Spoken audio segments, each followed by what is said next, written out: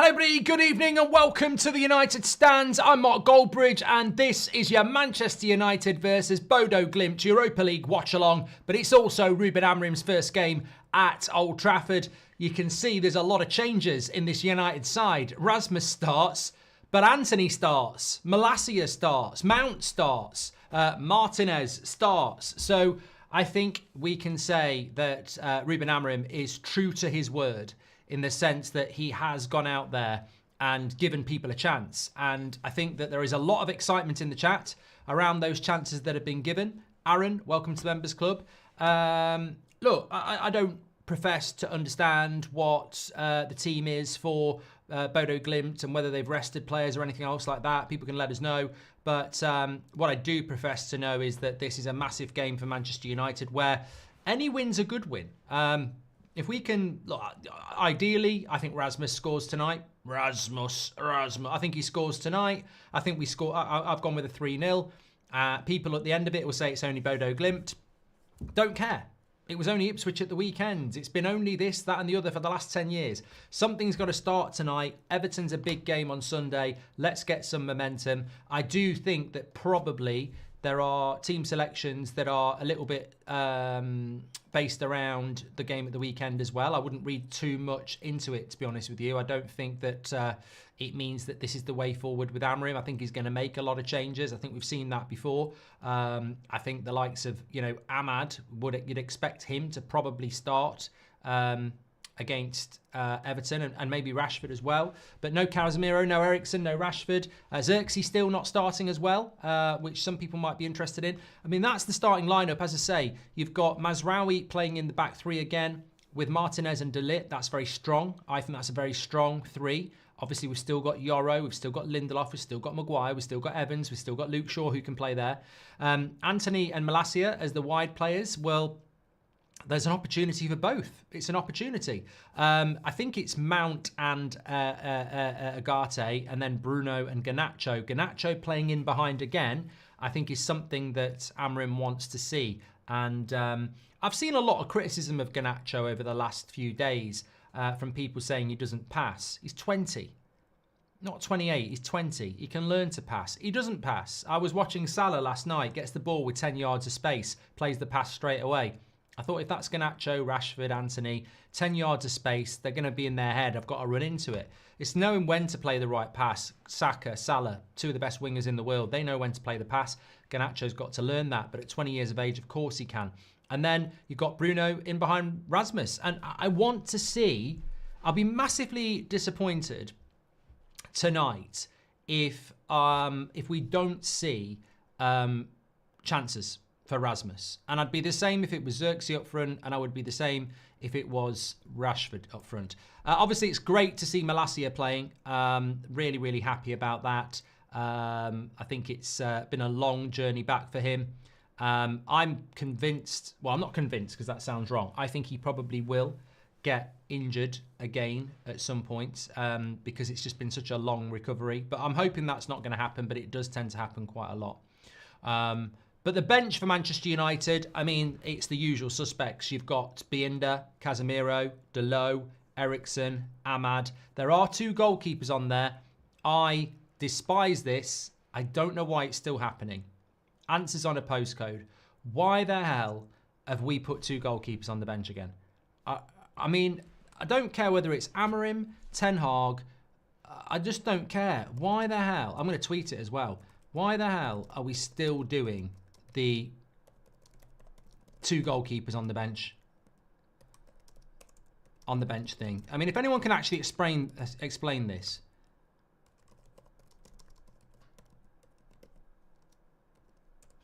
It just doesn't make any sense to me. It irritates the crap out of me. Anyway, Mainu, Rashford, Shaw, Xerxes complete the bench. But that could be the 16-year-old centre-back. That could be Wheatley. That could be you could just. I just don't get why we put two goalkeepers on the bench. Is Tom Heaton got it in his contract that he's got to be on the bench or something? I just don't. If it's a European game, you'll be on the bench. I don't get it. I just do not get it. But we still do it. Should be over by half time, says Robert McCormack. Whitwell saying Bruno playing in the middle tonight, says 10 penny. Well, I did think that. I thought Bruno might play deeper with Agate, which would be great news for the likes of Mount if he gets to play in behind Rasmus. Anthony right wing back makes no sense. Bruno deep is interesting, says Ben. Have Bodo put out a weakened team or were they bluffing, Mark, says Rob Taff. I mean, I don't know. I genuinely don't know. Marks, it's a UEFA rule that you've got to have 2 goalkeepers on the bench. Really? Well, if that's the case, then it's a stupid rule. I don't know why that happens. Everyone being given a chance, no excuses. Do your job, you stay, don't, and you go. Down to the players now, says Double D. Absolutely spot on. Exciting team, but miss Mainu and Ahmad, says Tom. And Garnacho starting again is interesting. I think he will perform with Rasmus. I think Bruno will play deeper, which is interesting as well, says Liam Allen. Happy Thanksgiving, Mark. I'll mail you leftovers, says Paco. I said it this morning.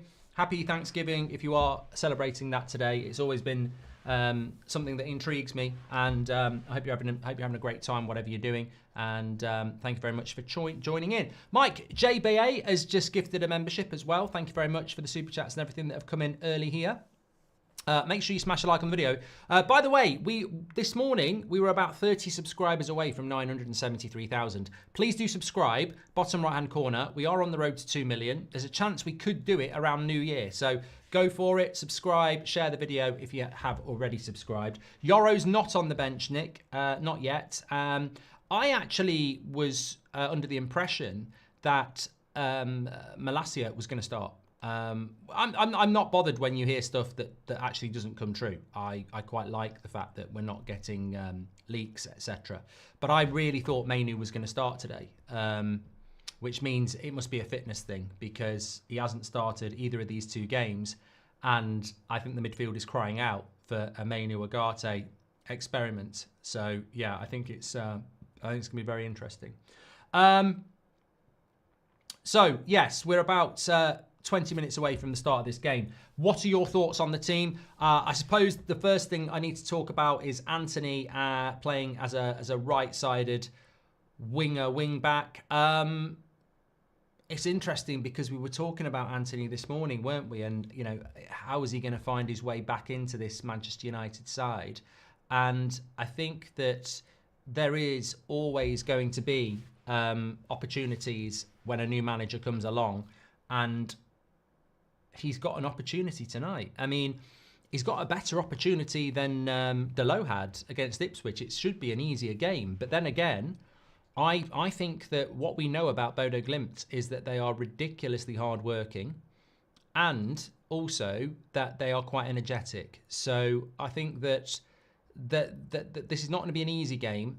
There are a lot of changes. And how many times over the years have we seen a team that we like based on a lot of changes, but then the rhythm just isn't there? And I think some of the most important things I'm looking forward tonight to are the ability. We are still playing a 3-4-3. So as much as there's been a lot of changes to the team, there is a lot to watch in relation to how we're going to play. So I'm looking at that as well. Keel says this is going to be Anthony's night. Cody says, love from Colorado. Me and my girlfriend, Bethany, happy Thanksgiving. We watch every United game and Chelsea because she supports that gross team. Thank you very much, Cody, and thanks very much for your super chat. Appreciate that. I'm very happy with Mountain. His work rate is needed, says Fraser. Well, look, I think there's a lot for everybody going on tonight. I really do. I think you've got a scenario where a lot of people like Mason Mount. He's starting. A lot of people are really happy for Malacia. Some people are happy that Anthony's starting. Some people are really happy that Rasmus is starting. Some people are excited to see Bruno playing a little bit deeper. I'm excited to see Garnacho playing in that attacking role again because I think he will have been given feedback. I also think that it's great to have Martinez back playing as well. I quite like the fact that we're going to see Martinez, Mazraoui and De Ligt, all former Ajax players, playing as the 3 centre-backs. And I also think there'll be opportunities from the bench. I do think that you could come off the bench and make an impact today, dependent on, well, either way. If United aren't playing well, you could make an impact. If United are playing well, you could fill your boots as well. So I would keep an eye out for the bench. People like Luke Shaw, Kobe Mainu, Marcus Rashford, Xerxes. I think there might be Ahmad. There'll be some opportunities from the bench as well. I think Anthony's going to thrive in a 3-4-3, says Sakin. Amorim has said his wing-backs are more defensive, and Anthony's defensive rate has always been good. He will do well. I'm just going to give the opposite side because I completely disagree with you. I don't mind your opinion, but I don't know what this Anthony Thrive thing is going to be about. He's been given lots of opportunities, and I've lost count of the amount of times he's bottled a 50-50 on the edge of our box. So I hope he does well, but I do think there is a little bit of a myth around Anthony and his defensive work. I think he's actually appalling when it comes to tackling. He jumps out of so many tackles. So hopefully he'll put it in. He's got a chance. He's got a chance. But look, as Harry says, as Vasil says, so does Rashford. Exactly. So I'm just saying, we've been shit for a long time. These players need to step up to the plate. And if they do that, then they will. Billy says, no, Anthony is good defensively. And yet I've seen him jump out of tackles countlessly and give the ball away on the edge of the box. Okay, we'll agree to disagree. Do you want to see the Anthony spin, Mark? Says Angel Bomb. I think if he did the Anthony spin, he would blow up Talk Sports because every presenter would lose their shit. So it would be funny. I never minded the spin in the first place. I never massively minded it. All I would say is that if you're going to do that stuff, you've got to back it up with something. Call my dad Franco a prat, says Super Dan. Great show. Apparently you're a prat, Dad. Been so long, not mine. Been so long, but isn't Malacia right-footed left back, says Ben. No, he's left-footed. Yeah, definitely left-footed. Ever notice that the slit on Neville's forehead, says Parker. I don't know what you're talking about there. And Ross Nelson. Can we get a big shout out to Ross Nelson? He's just gifted 5 memberships. Get your badge in. Well done. And thank you very much for that. So yeah, we've spoken about Anthony at right back. Look, I really do think that there is so much. It's almost impossible with United at the moment to underestimate anything because everybody's on trial. You know, even the Mazrawis of this world, even the Agates, the Brunos, everybody is on trial here tonight and for the next few games. So there is no complacency. I think sometimes you'd look at a game like this, maybe under Ten Hag 2 years in, you'd be hoping Mason Mount does well. You'd be hoping Rasmus score goals. You'd be hoping Malacia and Anthony do well. But you'd know Bruno and De Ligt and Mazraoui and Martinez are part of the furniture. But that's not the case anymore. Places are up for grabs. And I think so many players need to be putting in good performances. Look, in relation to Mason Mount, I never really understood why we bought him. I never really understood why we gave him the number 7 shirt. And I still see him as a Chelsea player. But unlike some people, I didn't protest against the signing because I think he's a good player when he's on it. My big problem with Mason Mount is that, and they've just put him up on the screen there. My big problem with Mason Mount is I don't think he'll stay fit. I genuinely don't think he'll stay fit, and that is the biggest issue. If he can stay fit at Man United till Christmas, that's step one. Christmas is less than a month away. But I genuinely don't think he'll be fit at Christmas. And that is my problem with Mason Mount. It's got nothing to do with his intensity, his talent. I think he's a good lad. But if he gets injured again, where do we go? And that's the thing. I don't even want to speak about Mason Mount because I just feel like I'm jinxing it because I really do struggle with it. Mark, can I get a happy birthday for my son, Odin? He's turning 4 and loves the United stand. Thanks for all you do, says Dakota. 4 years of age. Thank you very much. Happy birthday to you. Hope you have a great day, mate. And thanks for being a younger member of the United stand. Also, this is Anthony's last chance as United, Nick. I hope he plays well, but I can't see it. Surprised, but happy to see Malacia back. I think with Malacia, all I'm going to say about Malacia is it's so good to see him back. I think that sort of an injury is incredible. I mean, how do you miss 18 months of football in 2024? I just don't even know how that happens. And if he comes back and stays fit, it makes it even more of a mystery. Like, how do you be out for that long? But the thing about Malacia is, the exciting thing about Malacia is, nobody can tell me he's a bad player and nobody can tell me he's a good player. That first season, I remember it at United, and he made mistakes and he did good things. I couldn't even tell you in comparison to a Premier League left back where you'd put him. I mean, he's certainly not going to be an Andy Robertson, is he? But is he better than I don't know. Is he better than Ipswich's left? I just don't know what he is. So I think it's just going to be very interesting on him. Michael Bloom, welcome to the Members Club. Thank you very much. Kays has been a member for 2 months. He says, I can't wait for the game today. I've got that buzz. Lee Berman's gifted a membership as well. And Say says, new manager bounce needs to kick in today because I honestly don't know where the next win comes from, if not today. Manion, welcome to the Members Club as well. Appreciate that. Final player I want to talk about. I'm more than happy to talk about things that you want to talk about. I really want to see chances for the striker today. I have been a big fan of Rasmus for a long. I've been a big fan of Rashford for a long time, but I've been a big fan of Rasmus since we brought him in. I think that there is an element of the press and this fan base that don't rate him. I find it ridiculous because he doesn't get chances. I just want to see him get chances, and if he misses them, then maybe he's not the right guy. But I can't judge this player until he actually starts getting service. And we've got to start providing service, whether it's Rashford, Rasmus, Xerxes, we've got to start providing service. And this is an inherited problem at Man United that's just been going on for so long. The amount of players that the Antonys of this world, the Garnachos, the Brunos, the Rashfords, who just want to shoot and not pass. I hope that's going to change today because you'd be a legend at United if your focus was on creativity. The fan base would absolutely love it. Bjorn, welcome to the Members Club. Thank you very much for joining. Nice to see so many badges in the chat. Big shout out to Remick and Markesh, who says, Rasmus, Rasmus, Rasmus. Remick says, I think the team looks interesting. Thanks for being a member. Tyler, another member, says, Rasmus doesn't get service because he's never in the right position. Terrible signing. Terrible, terrible, terrible opinion, Taylor. I mean, that is just really bad. I feel for you. I really do. So you're saying that Rasmus doesn't get service because he's never in the right position. Where have you been, mate? What was the coma like? What caused it? Tell us, because we haven't been providing service to our striker for about 6 years, mate. So I don't know what you think you're watching. We're not putting countless good balls in the box. We're not playing countless good balls in behind. We don't do it.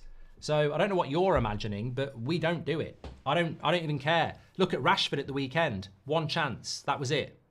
One chance in the whole 70 minutes he was on the pitch. I hope Rasmus scores today. Reefer says the 10s who can service Rasmus should be starters in the future. Well, I think that's going to be a big part of Garnacho is the player to watch for that. I mean, Ethan says, I'm excited to see Mount and Garnacho behind Rasmus. Helen Charlton, thanks for being a member for 2 months. I genuinely think that with Garnacho, he's got to learn to be creative, and he's sort of in the box seat at the moment. That place is up for grabs. I think Ahmad could play there. I think Rashford could play there. Mount could play there. Bruno can play there. So I think that there's a lot of grabs. If you just check the live chat as well, one of our moderators, just Jackler, hope you're doing well, pal. He's just tweeted the link to our official United Stand Discord as well. So if you ever just want to be chatting away during the day, get yourself on our Discord. Link is in the live chat there. Also, you might have seen going around the screen our scan the QR code for our Christmas jumpers. We've got a right array of them. And there are still a few handheld knitted ones left. Here it is in all its glory. Absolutely lovely. There are a few of those left, and we do ship worldwide. That's the back of it. I just love the arm this year. You know, the little trim down the arm. Absolutely fantastic. You can still get some of those. And also, we've got a load of these, which aren't knitted. They're printed Christmas jumpers. And it's very appropriate for tonight. Amaroom is coming to town. But we've got 5 Cantonars. We've got all sorts of stuff. So check them out. Scan the QR code. Get them in time for Christmas. Lovely stuff. Thank you for that.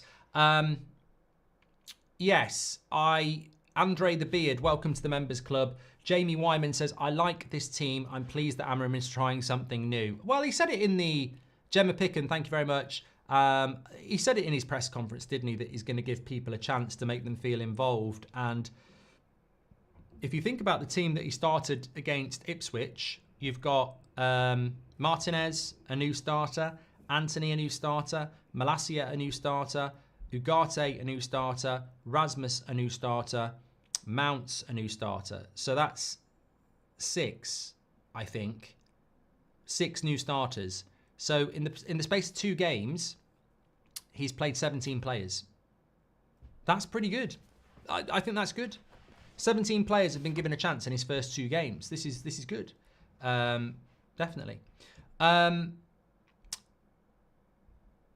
Mike JBA is chatting away. Sorry, I just saw that. KD says, Goldbridge, your player bias is too obvious. At least try to hide it sometimes. And yeah, I don't have one.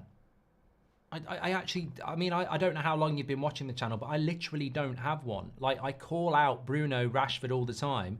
They've been 2 of my favourite players for the last few years. Like, if you've been watching United stand for a long time, Martial and Rashford were my 2 favourite players in 2020. So I don't know what bias you're talking about. I like Garnacho, I like Rasmus, I like Mainu, because they're younger players and you want to see them grow at Manchester United. I'm excited about that. I like Martinez, I like De Ligt, I like Mazraoui. I want Agate to do well. I mean, I have players that I favour, but if you play well in a Man United shirt, I don't really care. I mean, I don't particularly think Anthony or Malacia will amount to anything, but if they did, happy days. The only thing I'm biased towards is Manchester United. I just want Manchester United to win. That's it. I couldn't give a shit if Rasmus never plays for Man United again tonight and Rashford scores 50 goals. Brilliant. Absolutely brilliant. What's your prediction tonight? Says Mason. I've gone 3-0. Hopefully it'll be bigger, but I've gone 3-0 because I did say 5 against Ipswich. Tom says, exciting team, but we miss Ahmad and Mainu. Thanks for being our friend, Mark. Tom, I sort of agree with you, but also I think it's an opportunity for other people to have a go. I do really, all I'll say about Ahmad is, I'm not surprised he's not starting, but I do want to see Ahmad in behind. You know, like we've got Mount and Garnacho in behind Rasmus. I really want to see Ahmad play in that role at some point. Opinion on Bruno Fernandes having 50 crosses with a 10% success ratio this season, says Marcel. Well, it's not good enough. It's not good enough, but some people will tell you that we're putting the good crosses in. We're not. Would you say Onana has proven his worth yet, says Mally? I think £50 million is a lot for a goalkeeper. He's certainly on track.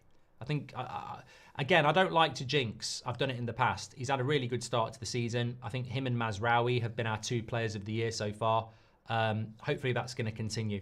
The only thing I'll say about Onana, just to be even-handed, is that everything I said about Onana last season and that video at the start of the season, I didn't just make it up on the hop. Like, it was based on a long period of time where I felt his handling skills were terrible. Like, you know, the amount of times he was palming it back into the danger zone or not coming for crosses. And what I've noticed over the last few weeks is that's changed. So either he or the goalkeeping coach have looked at this, because he's not making them mistakes anymore. And it was so prevalent last season. A shot would come in and he would be, you know, palming it back into danger and stuff like that. So I think he's improved his technical side of the game. His distribution is always potentially world class if you use him correct. But I think his goalkeeping has got better, and I hope it continues. Chicarito says, would Harry Maguire suit this back 3 system? I think he'll get a chance, mate. I do think he'll get a chance. I think everyone will get a chance. Suma says, on the same sort of thing, do you think De Ligt versus Maguire thing in the mainstream is the reason why De Ligt is underrated, Mark? Yes, and I think it'll happen again. The British press are just so biased. It's incredible. But I think at the end of the day, Harry Maguire is going to be 32 next year. De Ligt's 25. That, for me, is enough reason to be going with De Ligt, who I also think is better. Hopefully this team can play with the intensity, says Daz. Well, look, a lot of people got in the comments after the morning video about my statement about under Sir Alex in the first 10 minutes, he'd want the crowd to be up for it, because if you can get the crowd up for it for the first 10 minutes, they'll stay with you for the whole half. He used to do that with overlapping fullbacks, crosses into the box, winning corners, getting bodies into the box. Old school, but it worked, and we've not really done it for a long time. I'm really interested to see if we can do that tonight, if we can get the intensity up, because we've got 2 games at home, and as Amarim said, it's about, you know, one of the big things we have, one of our secret weapons is the crowd. So, The crowd can't do it. They can't fake it. You have to give the crowd the noise by playing well. And hopefully we will see that intensity, Daz. Opinion on Bruno Fernandes, done that one from Marcel. What do you need to see to feel positive, says Nav. I mean, that's a great question, you know. It's a very basic question, but I think sometimes the basic questions are the best. What do we need to see to feel positive tonight? A win, but we're greedy. So I think we need to see a win. I think we need to see 60% possession at least. I nearly said 65, but you know, the amount of games we do 50-50, I think 60% possession, a win, and chances created. Not moments, not deflections, not penalties, chances created. Exciting team, but miss Ahmad. We've done that from Tom. Calm Monk 53, welcome to the members club. You're an absolute legend. Andreas says the player performance of this match, individual by individual, will reveal the mentality and mindset of our players for this new dawn. Bodo, a no joke. Feel a 4-1 win, says Archie. And SK says, crossing a ball into a dangerous area has nothing to do with the striker's positioning. Players must always cross the ball regardless, but they never do, says SK. And controversial, but based on recent rebuild, if Man United's going to be successful, then almost the whole team will have to go. Look at Arsenal and Liverpool, says Andrew.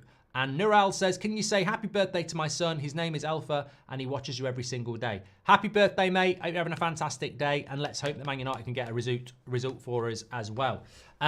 Just going back to what was said then, by the way, as well, let me say this. I absolutely agree that that performance individually is really, really important.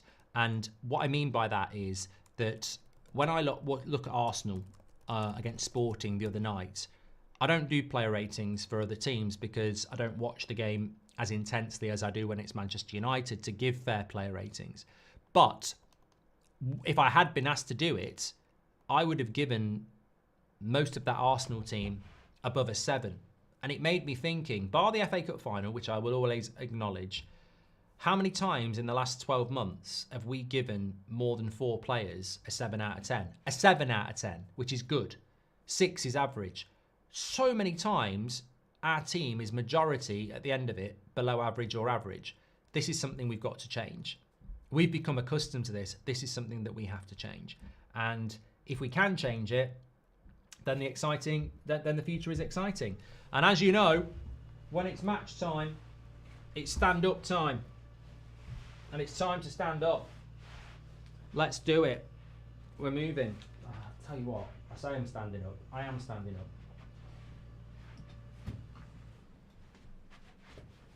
That chair. The room's not big enough for me to stand up. Oh, that's annoying. Nah, we'll be all right. We'll be all right. I'm standing up for this. Please do subscribe to the channel, by the way. We are on the road to 2 million now, as you can see. Top left-hand corner for you, bottom right-hand corner to subscribe. Get involved with the United Stand. We are live every single night at 8 o'clock, every morning at 10 o'clock with the latest Man United news, everything in between, and match days are like this. So get involved, subscribe, bottom right-hand corner, and get involved with the community. Interactive as always. Thanks everyone for tuning in. The team sheet I will put up on the screen for you now. Let me take that and party. Right, okay. I'm going to go Man United 3-0. Let's have it. Let's have it. Why the 2 goalkeepers on the bench, says Mikkel? Apparently it's a UEFA rule. I don't know why that's never been mentioned before, but apparently that is a UEFA rule.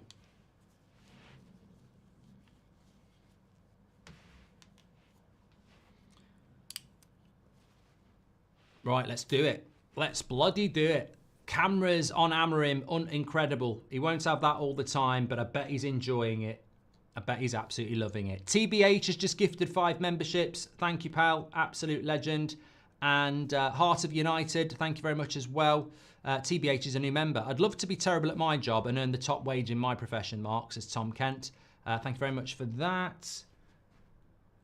And what else? I'm hoping for a better performance, says Daniel O'Connell.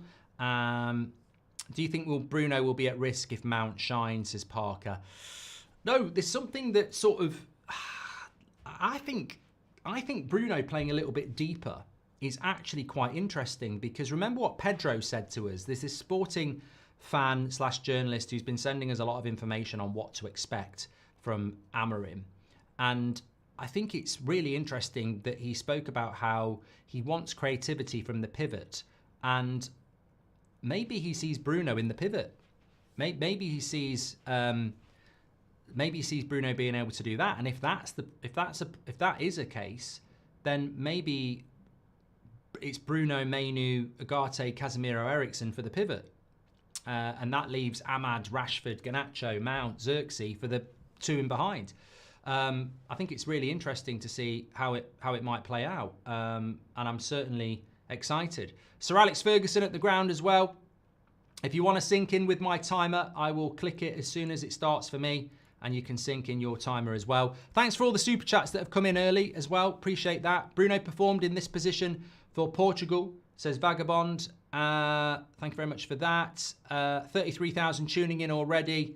How well? And well, look, we've got Anthony playing as a right wing back, or whatever you want to call that. You've got Malacia playing as well as on the left-hand side. Just very, very exciting to see how this is going to play out tonight. Fantastic stuff. And we are just about ready to go. We're up and running. There we go. Stuck at the airport, missing the game. Easy jetta shite, says Andy. Well, we'll keep you updated with that. TV volume's down, United stand volume up. Let's go, says Andy Kane. Thank you very much. John says, happy Thanksgiving, Mark. Cheers, Man United. Well, it's BODO GLIMT on the attack at the moment. Straight into the box, but good defensive work and calm play there by... Was that Bruno? Very, very calm, the way he played out from the back there. 6,700 away fans, says Miles. Yeah, well, I tell you what, that's absolutely fantastic, isn't it?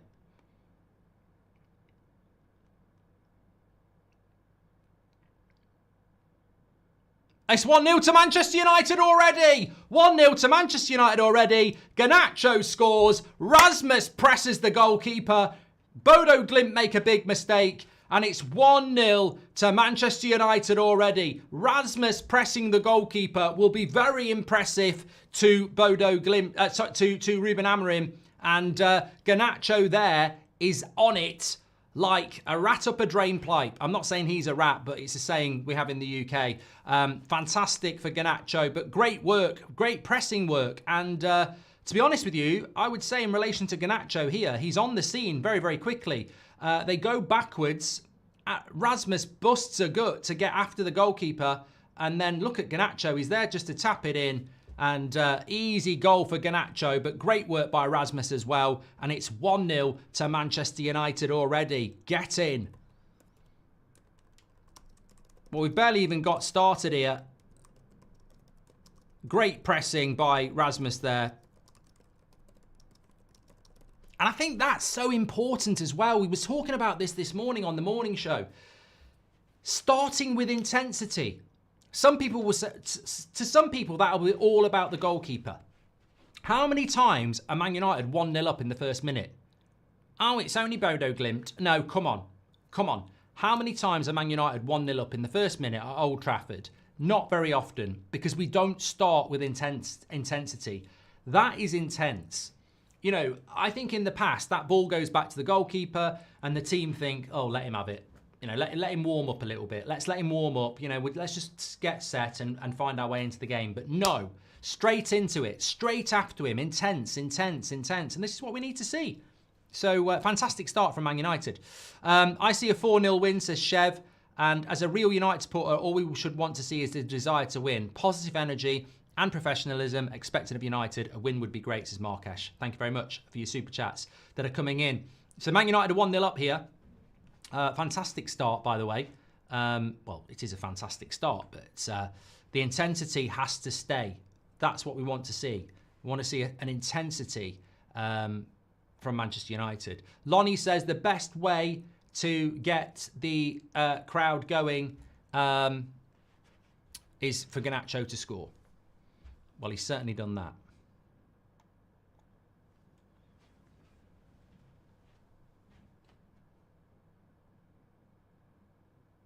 Ricky says Man United have got the FC25 kickoff glitch.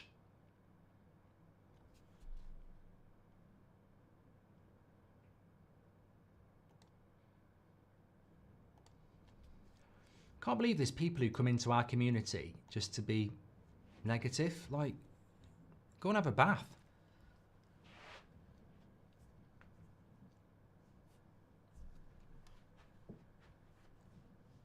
Man United just knocking the ball around quite nicely at the moment. De Ligt with the long diagonal. Well, that's not died, and it's a lovely ball into Malacia.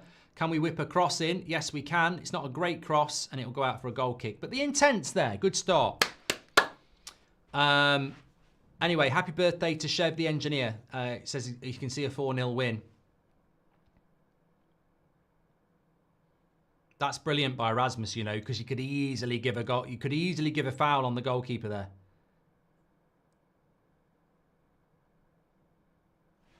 Yeah. Mantra says he literally fouled the goalkeeper. Mate, what are you watching? They've just shown it in slow motion. He tackles him. Good start. And a really good press. I mean, look, we've not even seen what BODO GLIMT are all about yet. Amrim said they're a high-intensity team with good wingers. And United certainly putting the work in here. Intercepted by Anthony, but he's lost it. And he wins it back. Very, very, very fast-paced to this game at the moment. But a misplaced pass by Mazraoui. And goes back for a free kick. So is it Bodo or is it BODO GLIMT? Can you imagine if Man United was called Man Bolton? Says Patrick. It sounds like, as my mate said to me this morning, it sounds like a character from Star Wars, but it's BODO GLIMT. Waleed says we should celebrate the first time we play with a natural left-back since Reguilon was sent back to Spurs. And Matthew Lund says, as a neutral Chelsea fan, do believe that Rasmus will be one of the players who will benefit greatly with your new manager, but he will need the help. Yeah. Shami says he slides in front of the goalkeeper. Yes, so what? It's called a tackle. You know when you slide, you don't have to get the ball. You can. He slid ahead of the ball to get the ball. Doesn't foul the goalkeeper at all. Talking out your arse.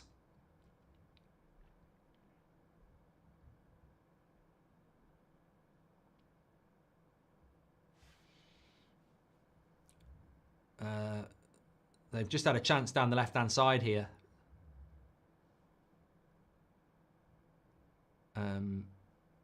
Malacia does well to put it out for a corner. Trezor says, how good was Rasmus's positioning there to all the haters? And Anarug says, hypothetically, if we're able to get one player each from the top clubs in Europe per our desired style of player, who would you pick? Oh, mate, I'm not doing that. Well, we're doing a bloody watch along and you want me to go around Europe picking one player. That would be an hour. And also it'd be a bloody waste of time. We're not taking any players from Bayern Munich. We're not signing Bayern Munich's best player or Real Madrid's best player, are we? Come on, have a word with yourself. Good cross in, good defending. Whoever got their head in there, De Ligt, well done. And he's won a free kick as well. Thanks everyone who's tuning in.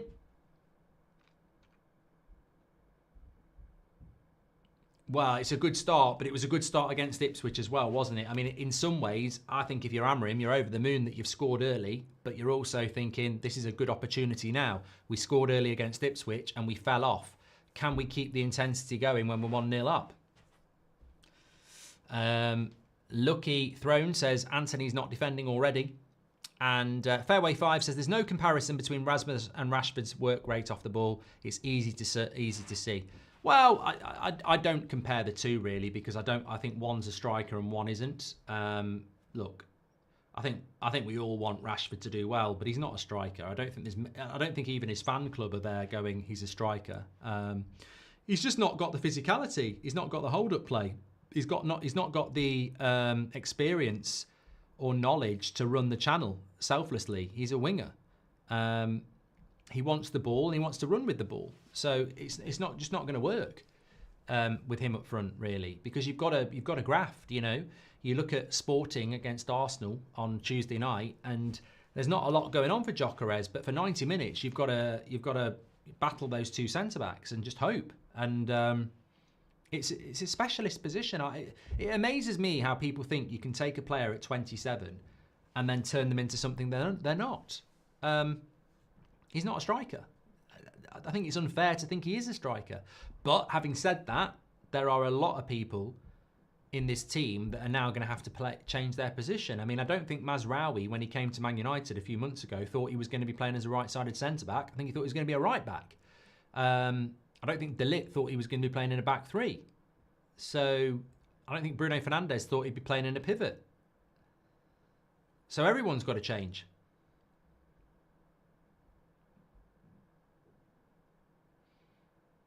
How did you react to teams like PSV and Feyenoord battling bigger teams? Do you see this European season as a possible small team surprise contention, says Flores? No. That's a little bit too quick there. No, I don't. I think it's hard at the moment to see a big team sort of standing out in Europe, apart from probably Liverpool, but I think they will do when it matters. Good play by Mount into Rasmus, and loses the ball there. Needs to be a bit stronger there, you see. I mean, I think that's something we've seen in recent weeks from Rasmus. He's got to do better holding the ball up. And there, I think there was some good work from Mount, and we should have held on to that a bit better. Reese says, Rashford brings nothing to the team. He needs to go. And Luke says, might not mean as much as it did these days, but it's nice to see the number 7 shirt on the pitch. Good point, Luke, actually. It is good. It is nice to see the number 7 shirt on the pitch. Harris, welcome to the Members Club. Thank you very much for getting your badge in. Appreciate that. And Manchester G says, at least they're not catching us sleeping like teams have in the past.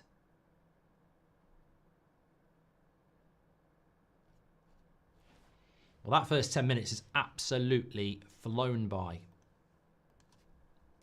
Of course, we're playing again on Sunday.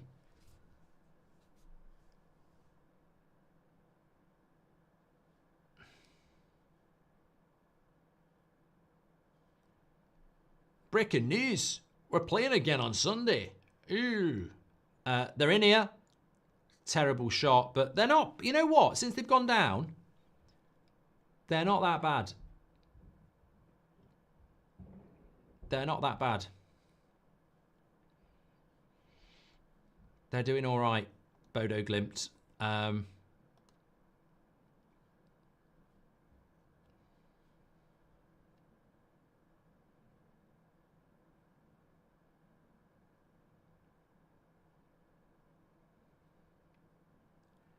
Every woman, every man, join the caravan. I heard that today. It's a lovely song.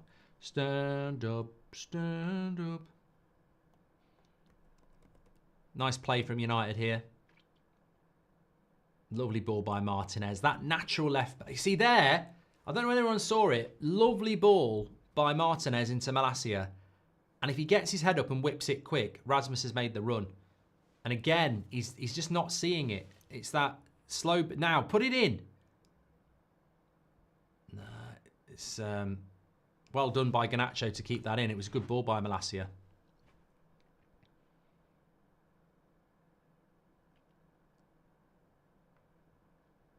Now it's Anthony.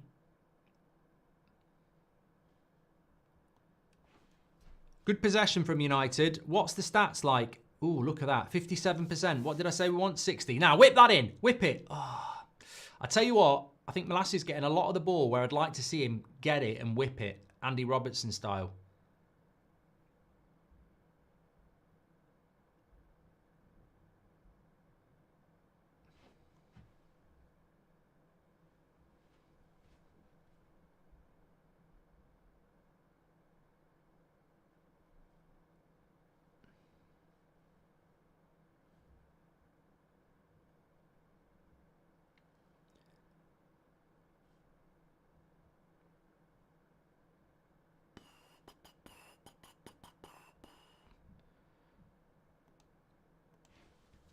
Gyökeres average when at Coventry. Now he's European's top scorer, says Marques. Thank you very much for that.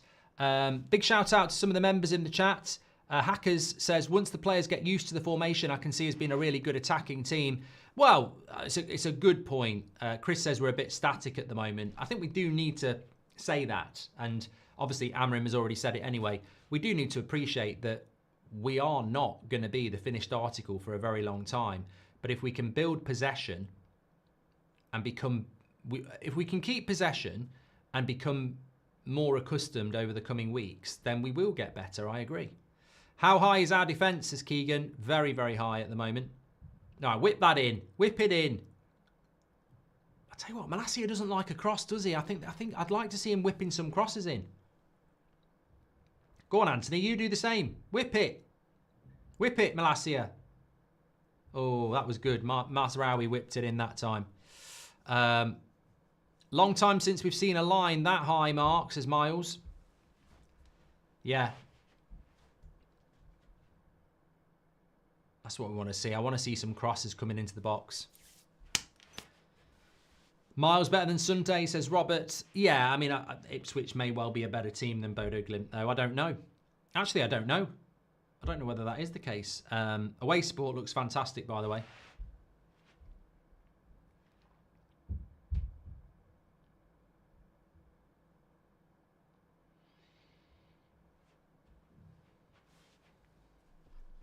Thanks everyone who's tuning in. Nice ball. I'll tell you what, Malassia's getting a lot of the ball. Make sure you subscribe, by the way. We're so close to 973,000. And here is Garnacho again. Cuts it back. Mason Mount straight at the keeper. But good save by the keeper. Mount didn't really get hold of it like he wanted to, but it's still a shot on target. Anthony. Lovely play by Anthony. Cut it back. Oh, he's got no right foot. Bruno, straight at the keeper. Good play. Exciting. Good play. It's a shame there. The lack of a right foot from Anthony prevented him from putting the cross in, but he did get it back, knocked it into Bruno, and actually that's not a bad effort by Bruno on his left foot. Easy save for the goalkeeper. But look, this is stuff that I think people don't realise, that you don't score every chance. And what you've had there is Mason Mount forcing a save from the goalkeeper, and Bruno Fernandes with a shot on target. If you're sat in the crowd now, you're bubbling. You're bubbling. You're simmering. You're like, oh. It just keeps you excited. And that line is higher than I am, says J-Dead. Bodo Glimt's a good team, says Christian. Great manager and a Scandinavian giant killer, but United will still get this one.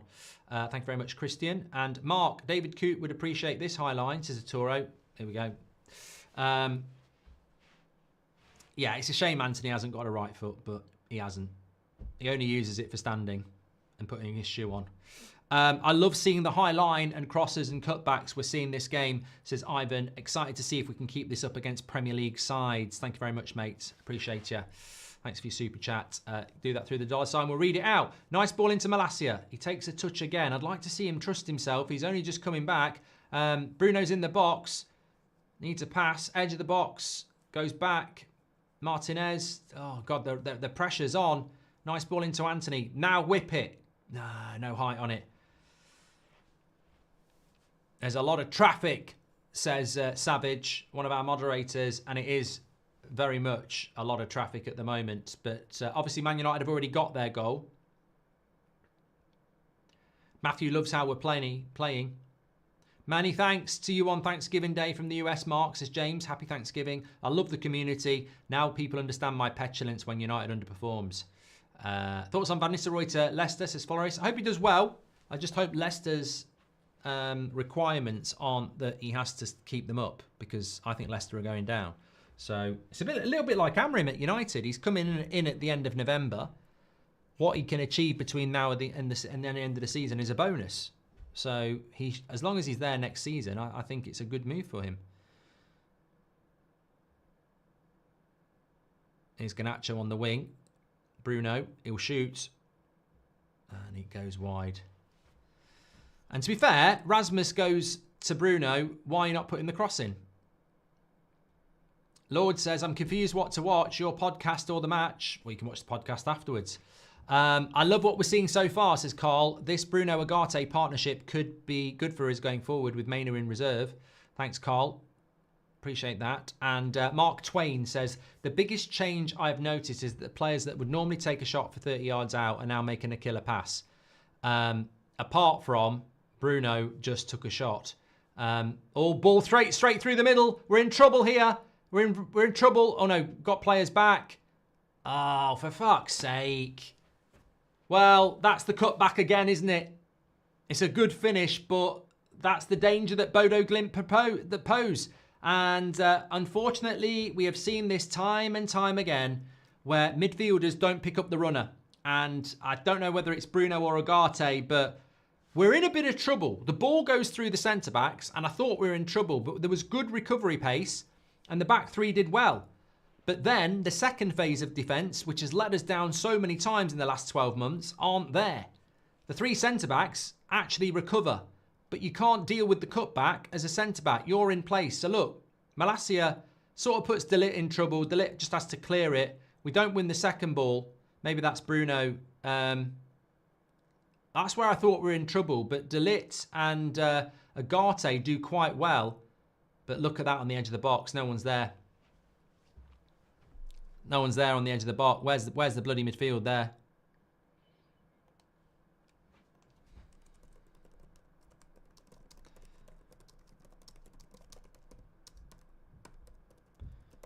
Time and time again, that happens. I mean, there's just some things that Amorim's going to have to solve that we as fans have seen for so long. Like, we don't provide service to the striker. We don't pick up the midfield runners for a cutback. Look, a lot of people saying it's Bruno. I know Agate was back, so it can't be Agate. But in relation to Bruno, he is not. I don't think he's a holding midfielder, so maybe that might be the problem. What do you think about buying Gyökeres in January and loaning Højlund to Sporting? Gyökeres knows the system while Højlund learns it, says Logie. I don't think it's going to happen, mate. So I don't really have a comment on it. Tony Cox says, I was just messaging to say this is the best I've seen us play for a while. I'll be quiet now, says Tony. Bodo need a good thumping, says Krish. And I've always enjoyed watching your commentary on Man United games. Keep doing it. By the way, what do you think of Mount playing, says Neeson. I said it before the game. I think with Mason Mount, I don't doubt that he can become a good player. But he's got to stay fit. And if he can stay fit till Christmas, I'll start to talk about it. But look, what's happened here? We scored early and we've conceded an equaliser. And it's exactly what happened at the weekend. And I've got to be honest, I'm not that worried about it because I want Amorim to see the problems that we've seen for a long time. And we have been seeing this for a long time. This continual type of goal that we concede. And we've seen it there. It's just, you know, I was told that BODO GLIMT are not a bad side and they don't look like they are. But we need to get that tempo back up again now. Malacia again. I tell you what, I'm not going to have a go at Malacia at all, but I wish he'd put the cross in earlier. He's had a lot of opportunities to whip a cross in, and he just, I mean, look, it's match fitness. He's not played for 18 months. King says, Bruno deserves some yelling from the players. And Yazza says, why is Agate being dragged out to the wing when De Ligt is there? And Red Army says, De Ligt and Mazraoui, far too much space in behind. Well, they're in behind again here, and he's burned Malacia. And it's 2-1. Well, I tell you what, that is absolutely, what do you want me to say? He has absolutely burnt Malacia there. Made him look like a bag of cement, a dead bag of cement with constipation. He was going backwards. I mean, you've got to feel for Malacia there. That's, he sent him back to the bloody injury table, didn't he? I think it'd have caught him better if he had the broken knee. It was so slow. So slow. I mean, that's a concern. I mean, I know he's not going to be match sharp, but it's just a ball. It's a long ball over the top and he just gets burnt for pace. There's not a lot you can say. You can't expect an Arna to do anything, but all BODO GLIMT have done there is knock a long ball over the top and their winger has burnt Malacia. It's just a pure pace thing. Zinkernagel. He's Danish, isn't he? Isn't he playing the Euros? King Felix says Bruno deserves some yelling from the players. Malacia.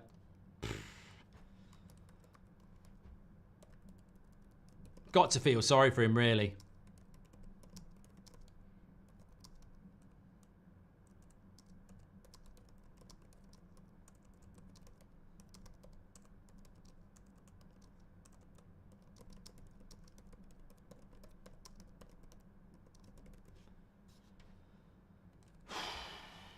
Dear, dear.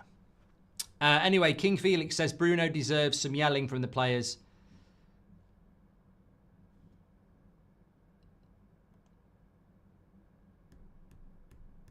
It ain't easy, Brev. I don't know why people thought it was going to be easy. It ain't easy. Get Alphonso Davies in now, says Zeno.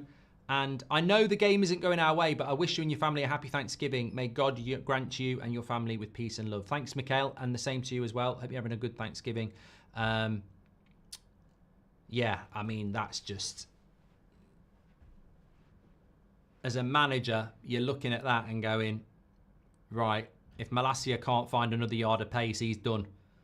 Because you don't see that in a game of football very often at the highest level. I mean, that literally is just a long ball over the top and he's just got done for pace. Remember short-term pain, long-term game, says Morty. Exactly. Martinez was doing someone's shopping there, says Freddie. Come on. I love how people... I love how people try and pull in somebody else to protect the real problem.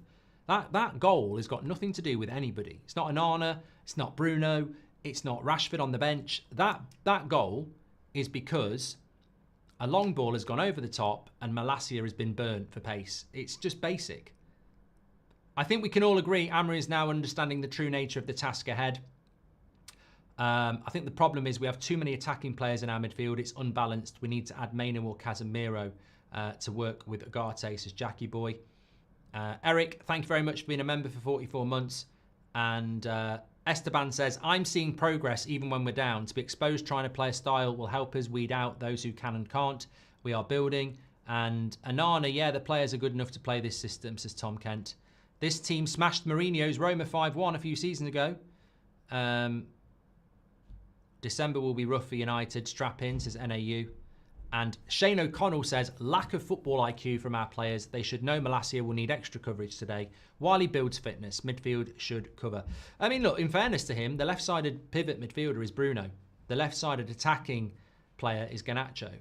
And the left-sided centre-back is Martinez, who's only just come back from injury.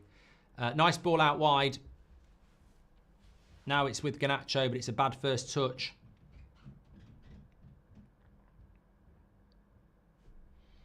Andreas says, I said this team was no joke and that individually would reel everyone tonight. Bodo Glimt is Serie A level. Just ask Roma and Ajax, says Andreas. Back three resembles the Van Gaal era, says Dave King. Nobody deserved number 7. Greetings from Germany, says Andreas Vetch. Happy holidays, everyone, says Eric Garcia. And Mike JBA says, I think we can all agree Amram is now understanding the true nature of the task ahead. Thank you very much for your comments. Look, my thoughts are that... he's going to have to learn. Like I said this last night, and when I said it last night and you're not playing a game losing, people are all like, yeah, I completely agree. You're absolutely spot on. And what I said last night is he hasn't got a pre-season. Every game he's playing, he's learning, but it's on a competitive level. And some players will not perform. So he's going to make mistakes. And I think the mistakes were made against Ipswich, and maybe mistakes, you can already highlight a few mistakes tonight. But he's got to give people an opportunity, because if he doesn't, then he won't learn. But it's Manchester United, and the pressure will be there, and it is there. There's 15 minutes, well, there's 20 minutes to go to half-time. I would expect United to get back level in this game and show a bit of character. But what I don't want to do, absolutely do not want to do, is I don't want to see comments or fans going, we're playing too open, we've got to go, we need to go back to playing a deeper system. Because if we do that, then we're not seeing through what we're meant to do. We're going to have some short-term pain. I want us to stick doing this because I want us to find a way through it. You can't blame who takes the Man United job no more. Blame the players, says Anto. And do you think Onana is going to have to knuckle down and deal with a lot more pressure until the system is understood, says Matthew. Yes, I think we will concede chances, yeah. I don't want to be the prophet of doom. Do you think there's any realistic possibility we don't qualify in the top 24? Surely not, says Jim. No, I think we should be all right. I've not really actually thought about that, but I think we'll be all right.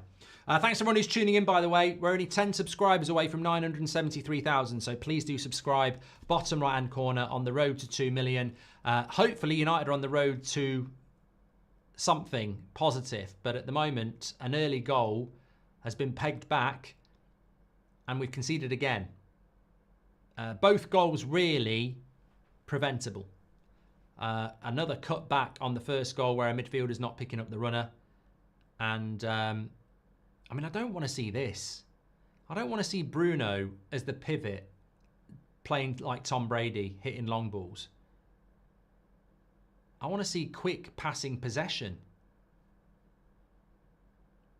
Robert McCormack says Bodo Glimt would get smashed by anyone decent. Well, that's the point. We're not decent, are we?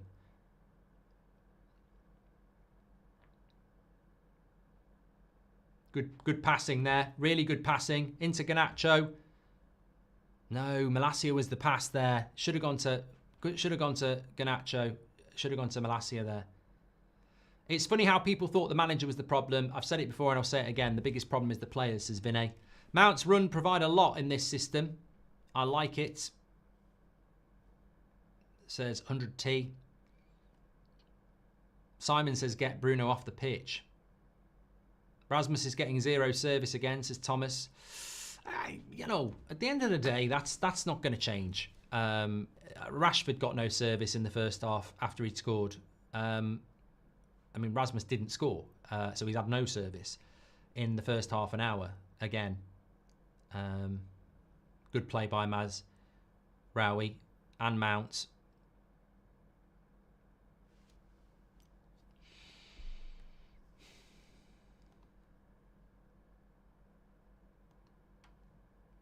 Yellow card.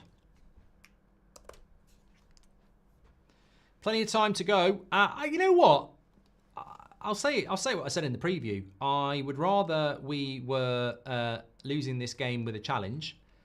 I would rather this be happening than us be 4-0 up after 20 minutes. I think this is, you know, we've had 75% possession. We're losing 2-1. They've had 2 shots on target and they've scored. This is what, I know some people don't want to see it, but I do want to see it. I think these are character building. The pressure is on.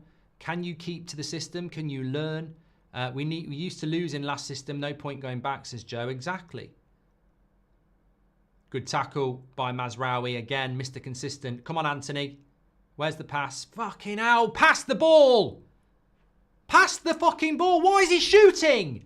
Fucking hell! This guy. Got no football IQ at all. He should have passed it. He lost it. He gets it back. He should pass it. And he fucking shoots into a yellow shirt. You just can't teach. You can't teach them, mate. You cannot teach them. You're in a team that's meant to fucking pass. And you're doing the same shit you were doing under Ten Hag. Good passing now.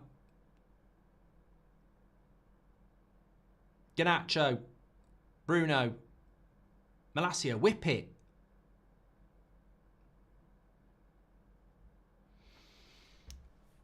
What subs would you make, says Daniel. Well, I'm not making any subs for 15 minutes because it's half time. I actually don't think we've played that badly going forward. I wouldn't be unhappy with Rasmus or Mount or Garnacho. It's both goals are preventable for me. But you know, at some point, I'm probably going to get in trouble here, but I would like to see Rashford in behind the striker. I'd like to see him given a chance. I'd like to see Ahmad given a chance there. I think Xerxes an option. I'd certainly like to see Mainu on. You could push Bruno higher up.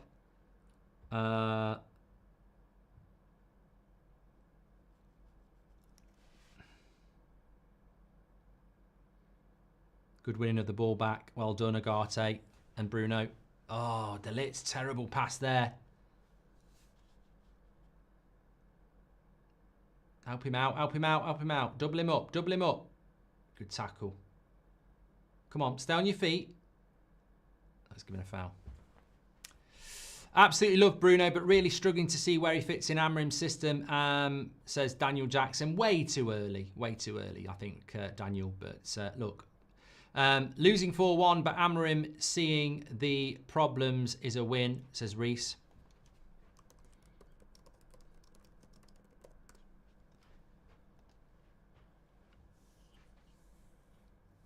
Well, what subs would you make?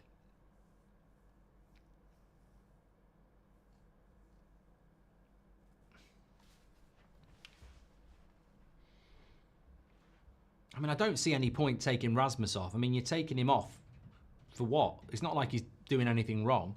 I would like to see... I don't know what I'd like to see, you know. I think I'd like to see Mainu in the midfield next to Agate and either take Bruno off or push him higher. Go on, Malacia. I tell you what, I think Malacia is only playing 45 minutes, regardless of whether he's playing well or not. Yoro's not on the bench, mate. Can't come on. The bench for Man United is Biinda, Casemiro, Dalot, Ericsson, Ahmad, Heaton, Mainu, Rashford, Shaw, and Xerxes.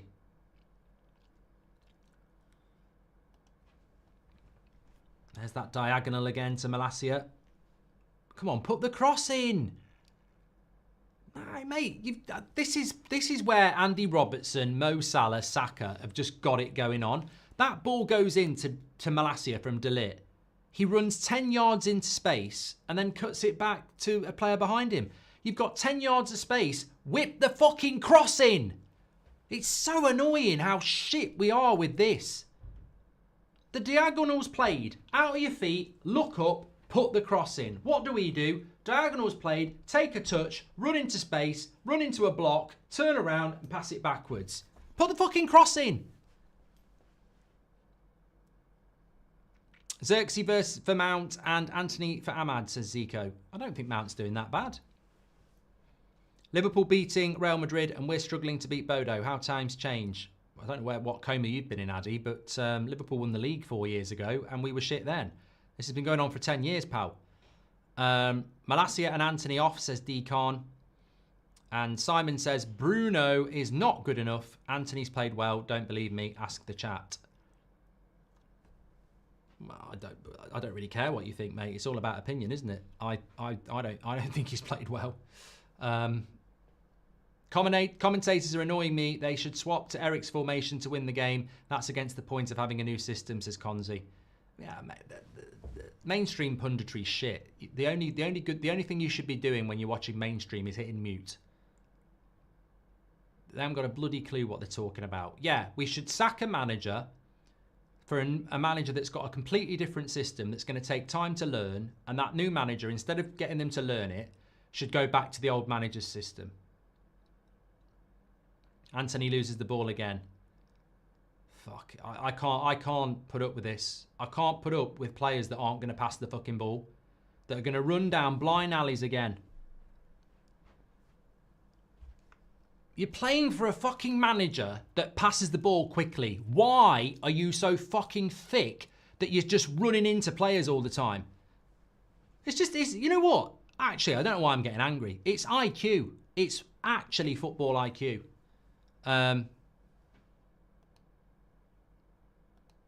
Bruce Pates, you've been blocked. Good evening, Mark and everyone. Hope all is well. Is it just me, or does it look like we actually have decent bench for the first time in a while? We're losing 2-1, mate. And I don't think the bench looks that good if it doesn't come on and perform. You're only as good as your performances.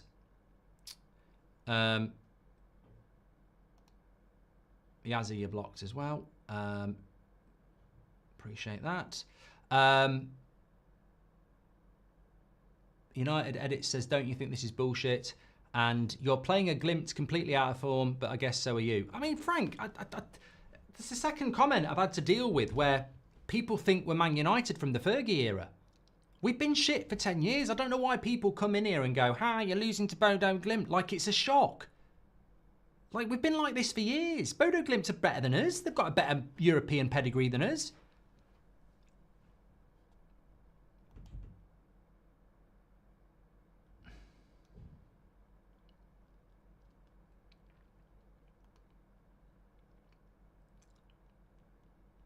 It's the last 10 minutes are annoying me though. It's cool. Also, common sense, says Decan. Anthony has the football IQ of a teaspoon, says Andres. And the amount of times Malacia has been in a great attacking position without having a single meaningful outfit is outstanding. Anthony on the other side can't even get into good positions. I agree with you, Anurug. I think the width has been dead tonight. I mean, obviously it cost us a goal. But look, I will give Malacia some patience. It's his first game in 18 months. Only an idiot is not going to give Malacia some patience. But it doesn't change the fact that he's playing badly. You can understand why he's playing badly, but he is playing badly. Obviously, it cost us a goal. But my biggest concern is the amount of times we've given him a ball and he hasn't crossed it. It must be approaching 10. Now, whip it. Now. See, he's ignored it again. I can't speak. I can't speak. We just saw it in 4K. He just doesn't put a cross in. I can't believe it. Like, we're literally talking about it and he does it again.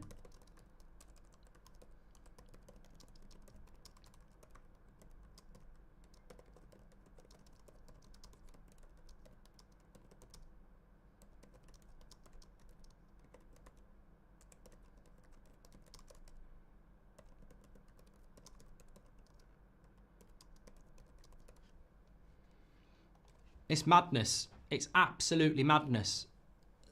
Maybe he's shit at crossing. I can't remember, but keep talking about 4-2-3-1. These commentators, says C-Maj. Mate, I feel sorry for people who actually still listen to mainstream commentary. They haven't got a bloody clue. Even I don't care whether it's BT, Sky, whatever. They're absolutely shite.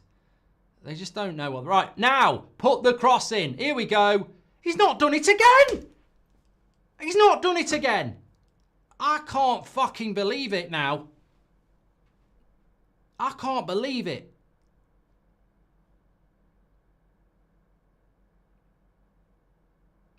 After Dev says, your Anthony agenda needs to stop. His job is to be a wing-back, not score goals. Garnacho, on the other hand, is ghosting and can't even beat his man. His job is not to be a wing-back at home, mate. Go and watch netball, because football's not for you. His job is to be a fucking wing-back, and it's not to score goals. His job is to create fucking goals.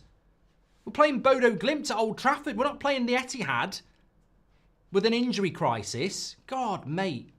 I can't have a debate with somebody who doesn't understand what we're meant to be doing in a 3-4-3. A wing-back defending. Come on. Z3, look, there are reasons for it, but our width has been shit this half, and it's killed us. Malacia refuses to put a cross in. Anthony, well, here we go. Garnacho does well. Where's the cutback? Corner. Malacia always cuts back. Remember pre-injury, says Guy Fawkes. I can't remember. Alex says, serve Rasmus the ball on the box and he'll score. Imagine if we had Frimpong and Theo Hernandez to Sebastian. Malacia crossing has always been crap even before his injury, says Chiri. DG was the glue holding the team together. With him gone, they all act like boys, not men. Things won't change unless they grow up, says Thomas. And how many windows will it take to fix this team, says Rennell. How do you know he's not crossing on instruction, says Trucker Jeff. Well, to be fair, you might be right, but that would be madness. Kevin Adams says, is Anthony even on the pitch? Malacia can't cross a damn road, says Dio. Well, we've got a corner here.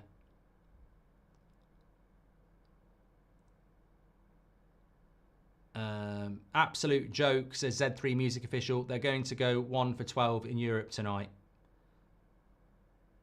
I'd have Martinez, Casemiro, De Ligt at the back, Mazraoui and Shaw wide, and Mainu and Agate as the pivot. From front players are fine, says Jackie Boy. Thank you very much. Thanks for your super chats. Okay. Well, we're nearly at half time here. I certainly wouldn't be changing much in the attack. For me, it's the wing backs have got to change. It's been a disaster. Pure and simple. I mean, I'd just stop passing the ball. to the wing.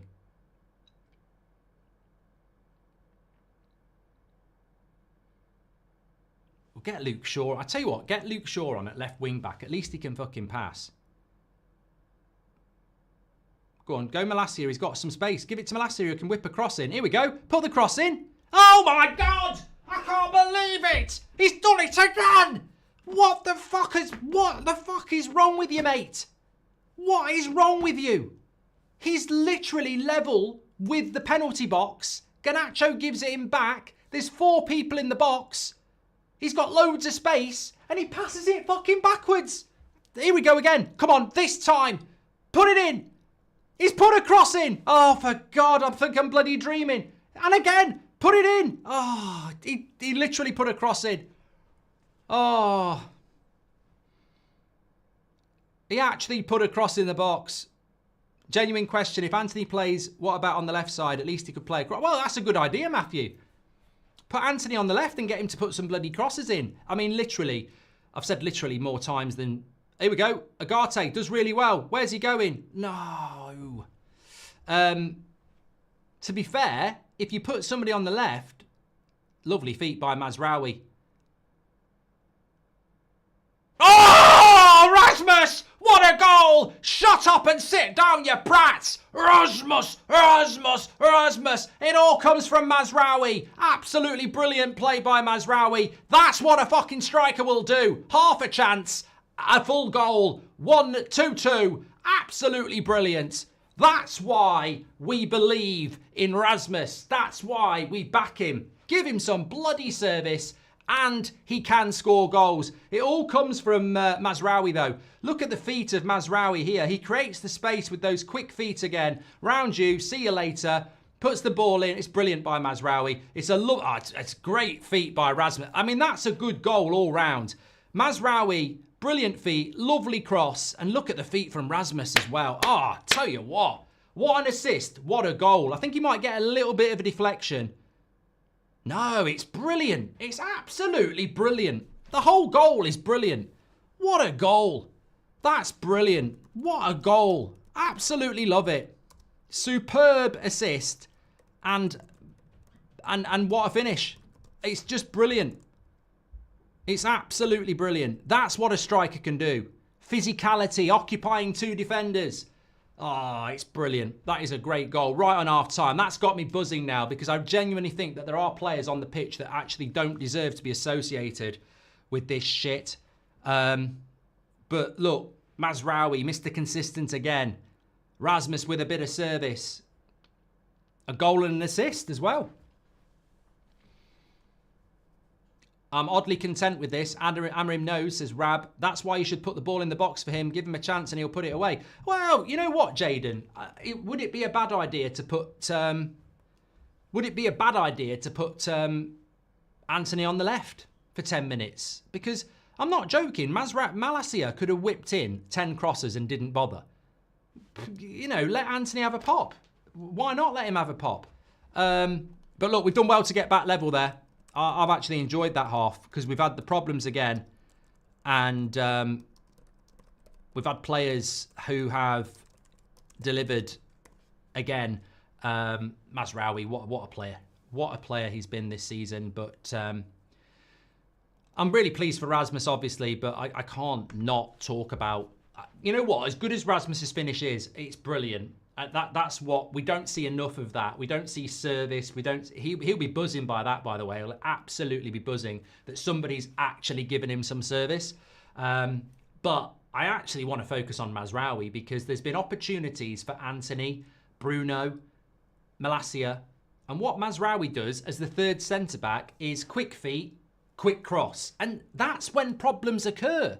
I used to play centre back. I've played the game. You've played the game. When you're playing defensively, you don't want someone to play a ball when you're not prepared. I used to play centre-back and I'd be like, if you're against a quick striker, I'd dread a midfielder or a winger who knew how to get the ball out quick because you're not ready. But if they take a second, you can get a yard ahead and you're sorted. We're the master at letting defences get ready. And what Mazraoui did so well there is, gets it out of his feet, whips a lovely cross in. Their defence is not set. Rasmus has to be quick, But he, you know, he's like, fuck it, I'll deal with that. If I miss, I miss, but at least it's a chance. Brilliant by Mazraoui, and I'm really happy. As I said, I'm really happy to see our striker getting a goal. I don't think we've got many players that would actually score that goal, by the way, because that's a striker's goal. I mean, that's literally the sort of goal you'd see Gyökeres scoring for Sporting or Haaland scoring for Man City. That's a striker's goal. He's got 2 defenders near him. It's quick control and it's accurately through them. That's what a striker does, physical. But you've got to put the ball in there, and that's what made me really happy. Now, we're not winning the game. It's 2-2. I'm not fussed about that, though. Look, I've said this before. Many of you have said it as well. I want to see these types of performances because I want Amorim to see the problems in 4K. And he has seen problems again. Look, has Bruno worked in the midfield? Not defensively. He might have helped with possession, but he's not helped out defensively. The goal is because he's not picked his man up because he's not used to that. The wing backs just haven't worked. Obviously, I'm going to be very, very sympathetic of Malacia. He hasn't played for 18 months. The goal that gets conceded, he just gets absolutely done for pace. Now, is he ever going to get that pace back? If that's as quick as he is, he can't play for Man United. If he's lost a yard of pace because of his knee, and I can't remember how quick he was before, but you can't get burned like that. Now, is he going to get a yard of pace back? I don't know how it works. But that was a worry. He doesn't want to put a cross in the box either, and there were so many opportunities. I guarantee if he takes Malacia off and puts Luke Shaw on, you will see 5 good crosses in the second half. As for Anthony on the right, I just think with Anthony, it's IQ.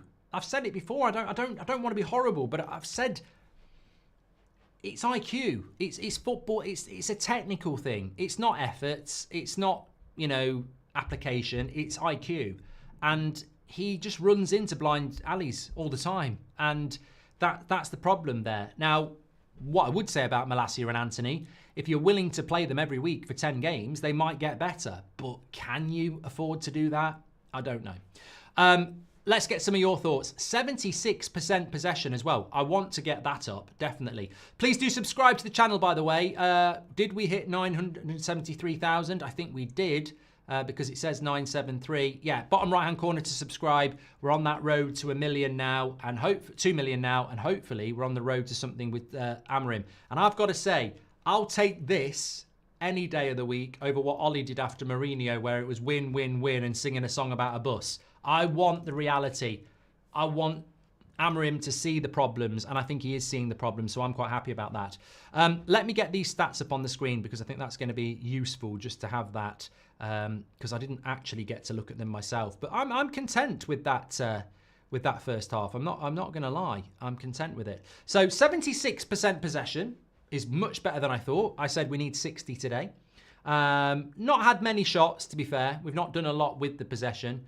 Not had many corners either. So I'd say as much as that's great to have that possession, I'm not going to get too excited about it because if you know, you know. And I think Bodo have been actually quite happy to give us possession. It's not been possession that's caused them problems. But look, 2-2, we need to go and win it in the second half. Mike JBA says, this is what annoys me about the criticism of Rasmus. He's had no service since he came. Give him chances in the box, then judge him afterwards. Hoyland's been our best player so far, says Stephen. Mate, look, I interviewed Rasmus a year ago. I want him to do well. He's a young player. I want Garnacho to do well. I want Mainu to do well. I want all our young players to do well. I wanted Rashford to do well. I wanted Lingard to do well. I wanted McTominay to do well. There gets to a point when you hit 24 and you go, maybe it's wasted, you know, and you've got to move on. But what I will say, I've seen it with Cavani, I've seen it with Martial, I even saw it with Ronaldo, and I've seen it with Rashford. When you play up front for Man United, we literally christened it the graveyard shift 4 years ago. Why? Because you don't get any service. And I think that what I've seen of Rasmus, and I've mentioned it before, is that his conversion rate is one of the best in the Premier League. Unfortunately, his chances is one of the worst. So I will argue it with anybody until he is getting the chances that you get up front for Spurs or for Brentford or for Arsenal or everybody else. You can't judge any of our strikers, but I genuinely think he has got the ability to be a prolific goal scorer at Manchester United. Mazraoui will play right back, wing back when Yoro's available. This is just Amrim seeing if players like Anthony will step up. Azor, I don't think we need to worry at all about Mazraoui. I mean, you could put him in goal if you need to. He is just Mr. Consistent. Absolutely Mr. Consistent. And his technical ability on the ball, I sort of understand why Ten Hag used him as a number 10, because his technical ability is brilliant. It's a lovely cross as well. Ben says, happy for Rasmus Mark. Maybe some people can respect him now and can see he can score goals when he gets half a chance. I don't get the criticism of Rasmus, as I've said before. There are people in our fan base who love to slag him off. I mean, what are they doing now? We've got a new manager. We need to be patient. And they're probably not happy because Rasmus has scored because they've got some weird fetish for player FC. I don't get it. Carl says, commentary is a joke. These players suit 4-2-3-1 mentioned a lot. Look at the last 6 years and see how that went well. This manager plays 3-4-2-1. If the players can't play it, get rid and back the manager, says Carl. I mean, Carl, I don't know because I don't listen to it. I get to interact with all of you. I'm fortunate. And unfortunately, if you're having to listen to mainstream commentary, in the main, it's shit. I don't think they genuinely spend a lot of time watching football because they don't really seem to understand. It's like me turning on EastEnders and going, is Pat Butcher still in it? Is Ian Beale in it? Oh, what's Phil Mitchell up to now? I don't know the stories. I don't know. I know it's EastEnders, and I'll recognise some people, but I don't know the story, and that's what you get in the mainstream. They don't know the story. They're literally just, oh, I'm doing the Man United game on Thursday night. Oh, yeah, I don't think they suit this system. Hold on a minute. And I don't know who the commentator is on BT tonight, but hold on a minute. You're exposing yourself on national TV as a prat. Like, no Man United fan wants to go back to a 4-2-3-1, and Ineos are not going to go out and get Amorim, who Man City wanted, who his whole career has played 3 centre-backs in a 3-4-3. They're not going to get him to come to Manchester United and say, play a 4-2-3-1. And he's certainly not going to, after a game and a half, go, I'm going to play a back four now. It's not working. It's ridiculous. It's ridiculous. And what I love is that mainly our fan base has woken up to this now. We know what's required. We know we need to be patient. And we're quite excited about a manager that plays a very distinctive style of football. And obviously it's not going to work straight away, but hopefully he's going to be given the time. Rasmus has been in the cinema. That celebration is from the new Gladiator movie, says Adams. A proper left winger, wing back would have wrapped this game up by now. Get Shaw on for Malacia, Mainu in the midfield. This shouldn't be so hard, says QT. I agree with you, QT, but also he needs to know I've given Anthony a chance. I've given Mount a chance. I've given Malacia a chance. I've tried Bruno as a pivot. He is, all you need to keep in your head, and we were talking about on this on the 8 o'clock show last night. If Amorim comes in pre-season, he can try what he's doing tonight in a friendly against Rangers, and it doesn't matter. And he can play a different team in the second half. He is learning what he would like to be learning in pre-season in competitive games, but he's got to do it. He has to do it because people would say, well, pick your best 11. He doesn't know what his best 11 is. So he's got to try things out. At the moment, after 1.5 match, it seems like with RM and LM, we are quite decent. Then we can build on that system, says Dimitris. Mojo says, if this is what we can play after 10 days with Amorim, this is looking like fire. Thank you very much. Keith says, thank you, Bayern, for selling us Mazraoui so cheap. I did a video on That's Football today, had Loz on, and we were talking about hot takes, and we were talking about signing of the season. And I was saying that I know it's red-tinted glasses, but for me, because I watch Man United, I'm a Man United fan, but I think Mazraoui is the signing of the season. He's been so consistent, he's been so good, and he was so cheap.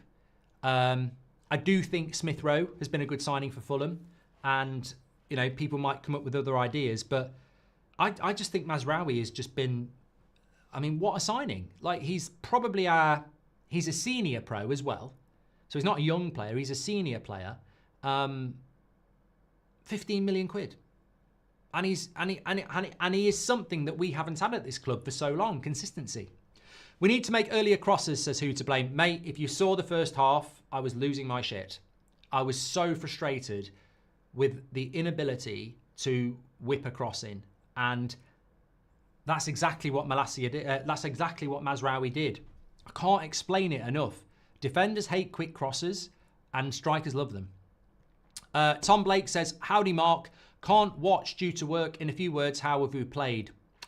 It's a great question, actually. I don't know how would people in the chat describe how we've played. I mean, I think the word progressive would be it for me. But then again, individualistic, maybe. I don't think the system's there. Obviously, you wouldn't expect that. I've seen patterns. I've seen pathways, but it's not fluid. But the thing I liked about the second goal was that it actually came from creativity. It wasn't like Bruno smacking it in on the volley from 30 yards. But we have lacked penetration with our possession.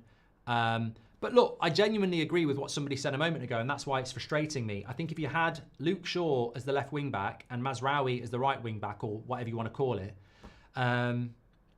we'd probably be winning 4-2 because they would put the cross in, and the cross is on so often. I think we've done a lot better at sinking the press as Art. Gyökeres on the left, Garnacho on the right, and Rasmus down the middle. The goals are going to come. This is Victor.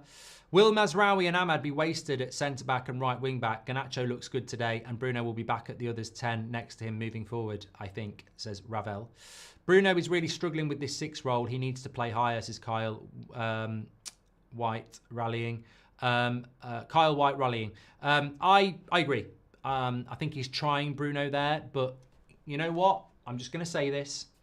I said before the Ipswich game, there was a rumour that Rashford was going to play up front, and I said, I don't think it'll work because he can score goals, but he doesn't have the physicality, he doesn't have the press, and he doesn't have the link-up play.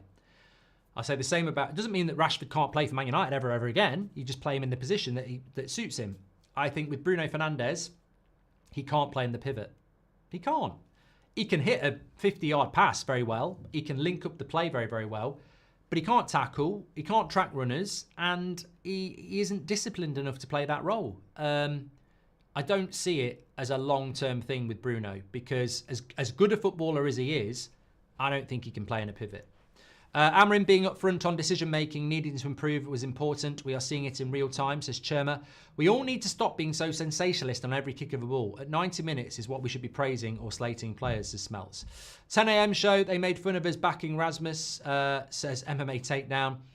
Little lovely bit of squirrel. I haven't heard from you in ages. God, that's a blast from the past. I hope you're doing well. What were Bayern smoking when they agreed the price? Mazraoui's been an incredible bargain. What a player. I genuinely don't know, mate. I don't know. Dimitris, welcome to the Members Club. Thanks for getting your badge in. Shaw for Malacia and Ahmad for Anthony, says Summerin. Savage is a prat, completely clueless. That is all. Oh, it's Robbie Savage. Okay. Anthony and Mount were decent on the right. The problem has been on the left with Garnacho and Malacia. They're very disjointed, says Bips. I was the biggest Wan-Bissaka believer, loved him, but my lord Mazraoui is him, says Jack Wheeler. He's perfect. When Yoro is back, he goes to the right. And this is what annoys me about the criticism of Rasmus. He's got no service. Give him a chance in the box and he will score, says Mike. Thank you very much for those super chats. Really appreciate it. Can see Malacia being your favourite wing-back, Mark, says it's CJR. Look, I ain't got nothing against. Delot's coming on. I think it will be for Malacia. I've got nothing against Malacia. I think Amrin will say at full time, that's his first 45 minutes in 18 months. You have to bear that in mind. I think it's a fair excuse. Is anyone going to challenge me on that? He hasn't played for 18 months. The chances of him being shit off the pace are massive. But it doesn't mean he didn't play shit. There might be a reason for it, but it doesn't mean you can't say he played shit, and he did. And he has gone off for Delot. Now, I think this is quite interesting now because I think there is so much space down that left-hand side. If you put somebody there who can score, or put a cross in, sorry, then we should be better. Ross McRae, Magician, thank you very much for your super chat. He says, evening, Mark, by what fixture do you think or hope we will know his best team? I don't think he'll know his best team for Arsenal because it's only a week away, but I think he will go with a strong team against Arsenal because it's away from home. They're a very, very good team. So I think he will try and put a good team out for that. But it doesn't mean he won't rotate. Bruno's been terrible playing so deep. He still isn't passing to Rasmus and doing Hollywood shots. He should be benched for being selfish, says AK. I think he's playing out of position. We're up and running for the second half. Let's go and win this now. Sean Little says a back four never worked. Do one, Savage. And can see Malacia being your favourite wing back. We've done that from me. I love Mazraoui, says Steve Brown. Mount and Ahmad would go brilliantly together, says Caleb. 2 dynamos on the right, and Mount has been linking quite well. Lancaster says, I couldn't wait for your Rasmus. Love the channel. I pray that Amram is the guy. Hope our hearts don't get broken again. Thank you very much, Lancaster. Mike JBA has just gifted 5 memberships as well. He's a legend. He's always gifting memberships. Thanks to Mike.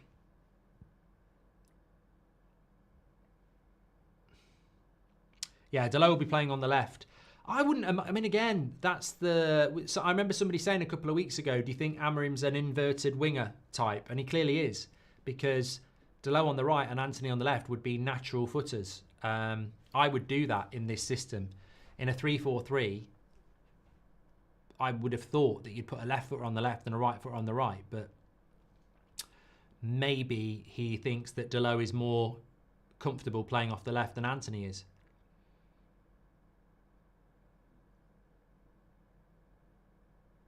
I don't think that Anthony, I don't think that, does Robbie Savage think we're playing a 4-2-3-1? I mean, he needs to get a pair of these, because we're definitely playing a back three. It's obvious. Stevie Wonder could see we're playing a back three. I worry for Bruno, says Free Immortal. He is not good enough dribbler to play at 10. Watching Sporting, the 10s need to be good dribblers who carry the ball into the box and deliver crosses like what Garnacho is doing, says Free Immortal. I don't worry about Bruno because I think he's going to get picked a lot. We don't want to see favouritism, but I just think he's going to be crucial. Cherma's just gifted 5 memberships as well. You're a legend, mate. Mason Mount's just been caught here. We're not playing 4 at the back, Brian. Literally just saw Martinez, De Ligt and Mazraoui as a 3. I don't know what people think they're watching.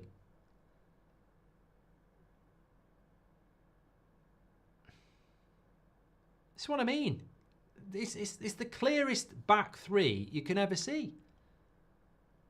Look, it's there now. Martinez, De Ligt, Mazraoui, Anthony on the far right-hand side, Delo on the far left-hand side. It's 3. I mean, it's like somebody saying blue is red. Nice ball into Garnacho. Lay it back. Mount. Oh, he's hit the Denver. He's hit the Denver. Good play. Unlucky. Garnacho does well here. Breaks the offside trap. Lovely ball by Martinez. Does his job. Cuts it back. Mount battles. Hits the post. Hits the bar. Unlucky. Good play. Robert Plant knows more about football than Robbie Savage. He's a pointless pundit, says Mike JBA. It's mad. It's absolutely madness. I genuinely think mainstream media will be dead in 5 years. Things that are happening, I just can't. And they just seem to be hurtling towards it with no knowledge of what's happening. It's mad. Savage obsessed with us going to a 4 at the back, says Daniel. Mate, hit mute. You'll feel a lot better. Thanks everyone who's tuning in, by the way. Just a big shout out to subscribe, bottom right hand corner. We're really pushing for 2 million by the end of the year now. So we're only 100 away from 974,000. So please subscribe, bottom right hand corner. And if you have subscribed, hit the share button and share it on your socials. Fantastic community, the best community. You're absolutely fantastic. Let's go for 2 million before the new year. Thanks everyone who's getting involved. And if you are new, don't forget we're live every night at 8 o'clock, every morning at 10 o'clock with the Man United News Show. Lots to get involved in. And actually Beth's at the game in the press box today because we're allowed to be there for European games. So we might, if we win, get a player interview. They tend to be happy to do one if that happens. Maybe even Rasmus, actually. I should have dropped him a message. Nice ball out to Garnacho.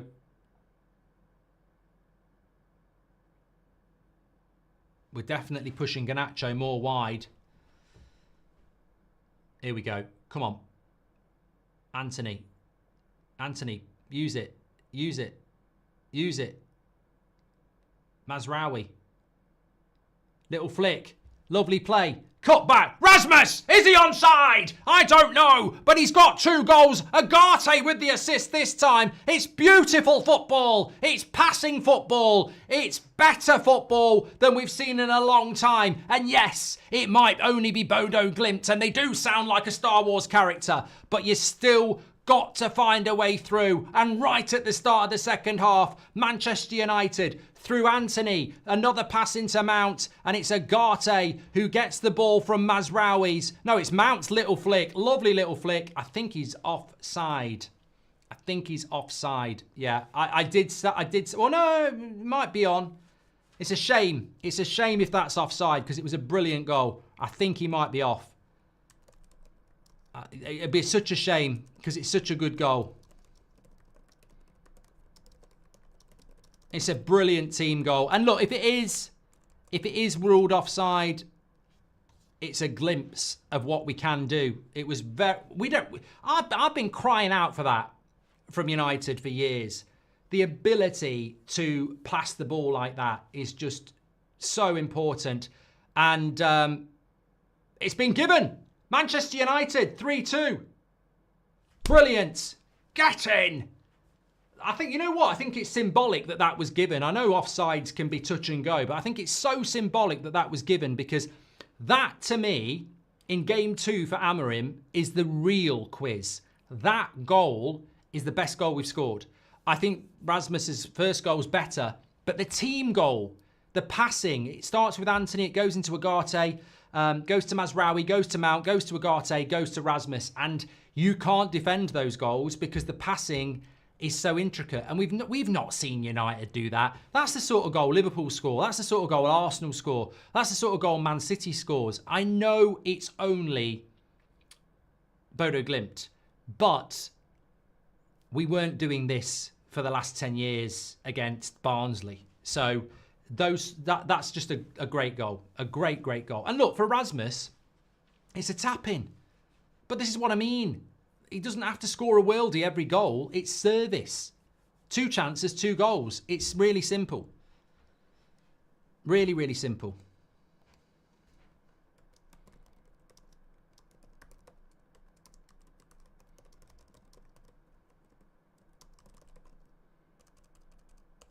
Two chances, 2 goals. I've always said it. Some of you have agreed with me. Give Rasmus the chances, he will score the goals. Give Rasmus service, he scores. It's obvious as Lancaster. The system is made for Mount and Rasmus. Hey, mate, I was just about to talk about Mason Mount. Lovely little flick. The interesting thing is, and I don't want to talk about it, I know exactly what's going to happen. People are going to say, we can't fit Bruno into this team. He doesn't work well in the pivot. And he's not better than Mount as the 10. Oh, here we go. Garnacho, come on. Where's he going? Where's he going? There isn't a pass. Good save by the keeper. I don't think there was a pass to Rasmus there.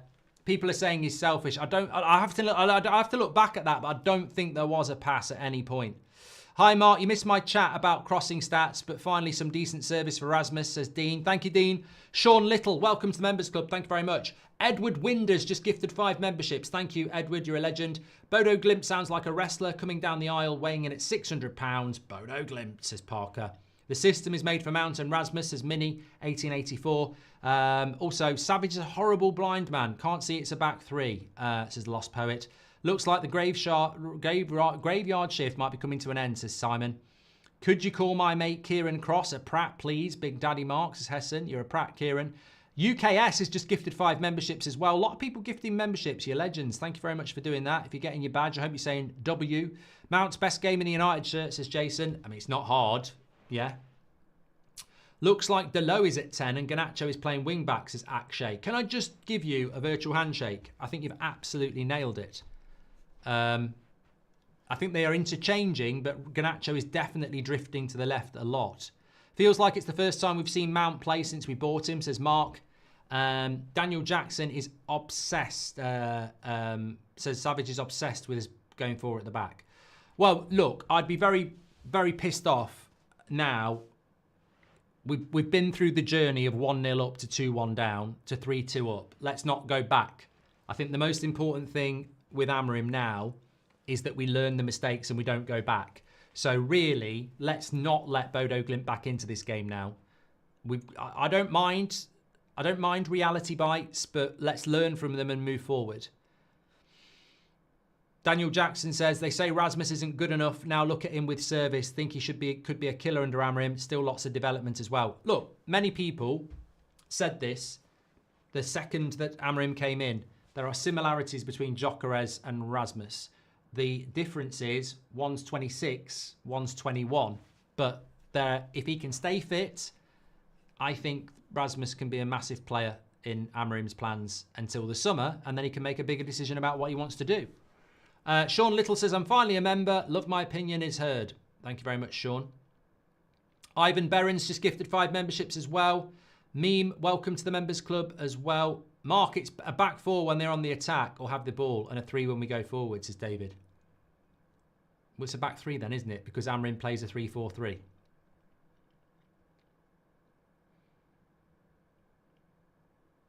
Why are we arguing about it being a back 4? The guy plays a 3-4-3 and has played a 3-4-3 his whole career. He said at different times in the game, the system will adapt. It will sometimes be a back 4. It will sometimes be a back 5. But if you've done your homework, Amorim plays a 3-4-3 and adapts it.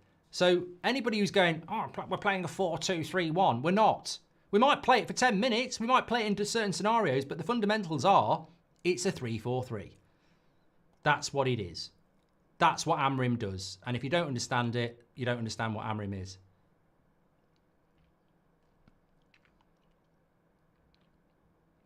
Lars says, who would you bring in with this new system we're playing? A lot of work ahead for the manager.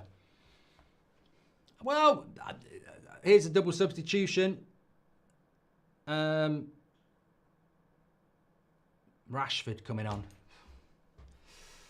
Okay, Rashford's coming on. Well, hopefully he can get a couple of goals. Ahmad's coming on as well. Maybe he's thinking, to be honest, I don't know what he's thinking because the game's not won yet. So interesting substitutions. Hi Mark, can you please call my friend Sashank Aprat, says Simran. Formation's looking good, Mark, says Grand Pops. And James has gifted a membership. Who would I bring into the system, says Lars.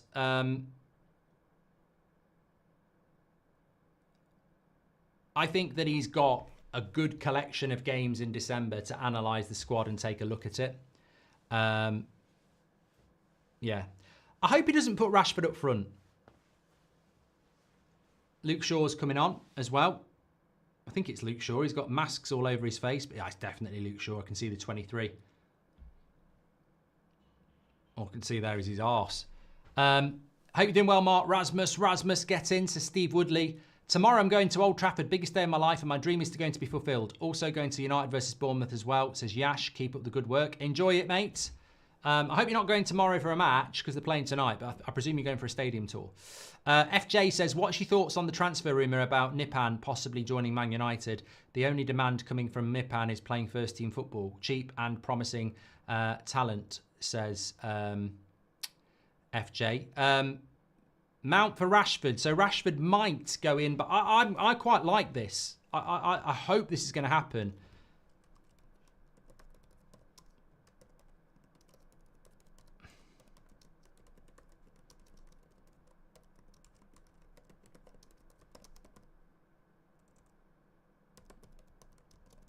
I think he's going to go there anyway. Depends who Ahmad comes on for. Ahmad for Anthony. Yeah, so he's going in behind the striker. Look, I know Rashford's got his critics, but I have said this for a while. If he's going to have a future at Manchester United, I think it's got to be behind the striker. I can't see him being a striker. I can't see him playing on the wide. So the only place he can play is one of those two positions. So Amorim's got to try it. Martinez is coming off here for Luke Shaw. So Luke Shaw goes left centre-back. I hate commentators thinking they know everything, says Alan Noonan. Is Luke Shaw going to rob a bank, says Fraser. How does membership gifting work, says James? It just randomly goes to people. Just on that FJ question about Nipan, he apparently is going to go around Europe in December when the Norwegian league closes. and has the authority from Rosenberg to go somewhere. United are interested in him. He's a talented player. He's an attacking midfielder. The question, I just don't know. You never know with Ineos what they're going to do. So we'll have to wait and see. Is it a coincidence that both Mazraoui and Salah are practicing Muslims? Their dedication to their faith makes them both phenomenal professionals, says Arif. I don't know. John O'Brien, welcome to the Members Club. Thank you very much. Very balanced substitutions. Yep, a lot of people. Agate, man of the match. I tell you what, player ratings tonight are going to be very good. Don't forget to do those. Mark every player out of 10, 6 being the average. I think it's time for me to sit down. You know, I realise I normally have a sit down at half time, and I haven't had a sit down today. Please do subscribe to the channel, by the way. Bottom right hand corner. On the road to 2 million. Keel says, I think this is Rashford's best position. Well, look, if somebody's telling me, and I'm talking about me here, not Amorim, if someone's telling me I've got to pick Marcus Rashford, this is where I'm playing him.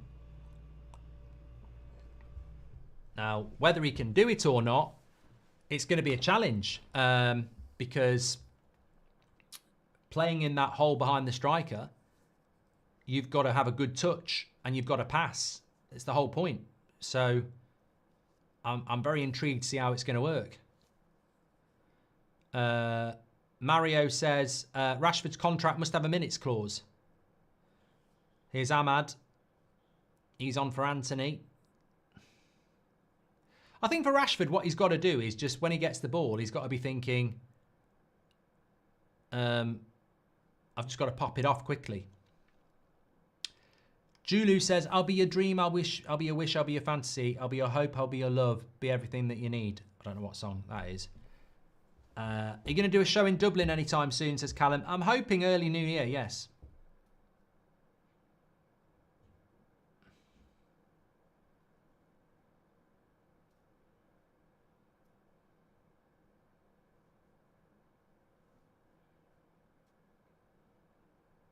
Still only 3-2 though.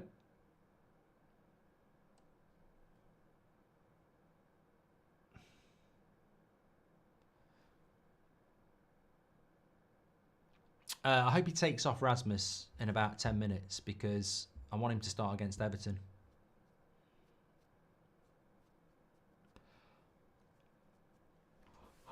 Do you think Mazraoui can become a starting centre-back in this system long term? Yeah, Edward, I think he can play anywhere. And can I just say, Mason Mount went off. Very happy with his performance. Again, it's about building minutes. We've got to be careful with him. There's a talented player there. I just don't think he'll stay fit. And that's the thing I need to be proven wrong about.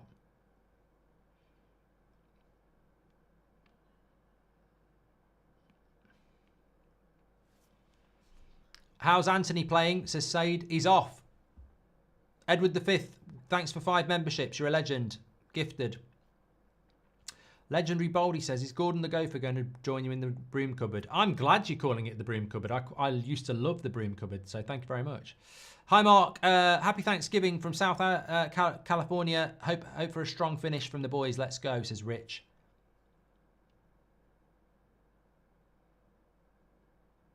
Thanks, Rich.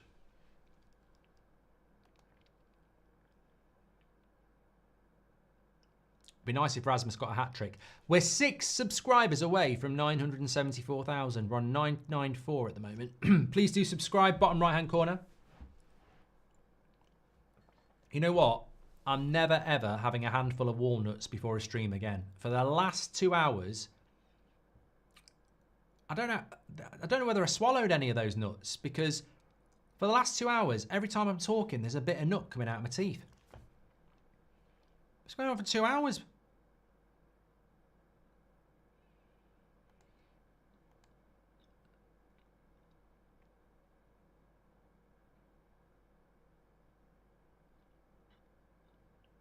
%77% possession now. I need to get the stats carousel going round. I don't know why people haven't reminded me.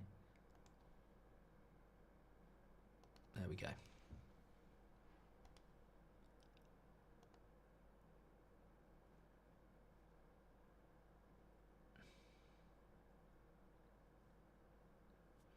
I've just been sent a message by Matt, one of our editors. He said, if you want a good topic for the 10 a.m. show tomorrow, then listen to the first 10 minutes of the second half on commentary.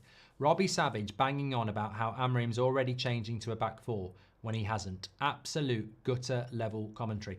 Look, he'll never do it because the mainstream are terrified, but they should let me on commentary because at least I know what my football club's doing. I know what Liverpool are doing as well. I know what slot system is, as do you. This is nothing to do with being a Man United fan. It's absolutely dog shit that people think he's playing a back four. We will adapt into a back four. We'll adapt into a back five at times. But you need to understand, you've had 3 weeks in the mainstream to do your research on Ruben Amorim. And you're coming up with shit like he's going to a back four.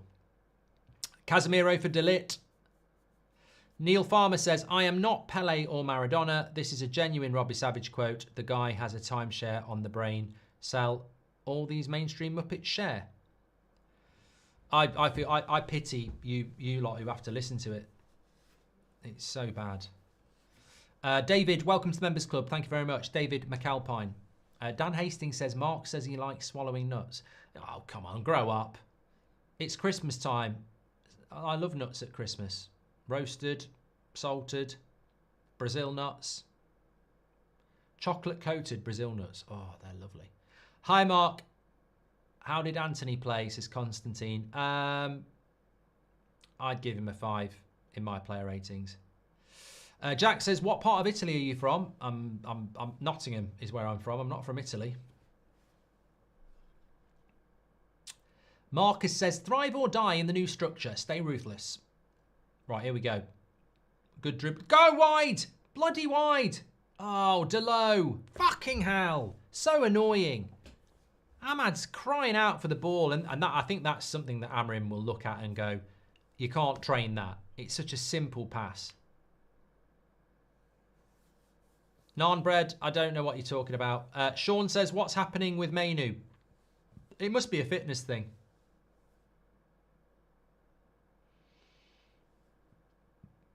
Here's Rashford. Bad pass again. It's not going to go down well. Just some simple passes we're not making. You can sell one of our 10s for Musiala. Who goes? Depends who the 10s are, Dale. Mount, Bruno, Ahmad, Garnacho, Rashford. Yeah, it would be Rashford, I think. Bodo Glimt are on the attack here.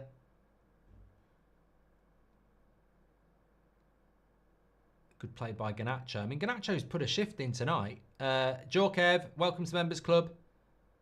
And Mark, will you be back in time from the Olympics? Says Sebastian. Well, that's all about. Jeremy Godfrey, thank you very much for your super chat.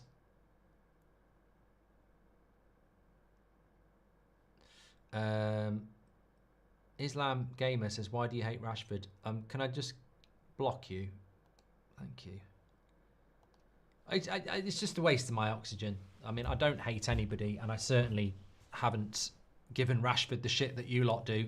I still hold out hope that he'll get back. People will call me idiots, maybe, but I do.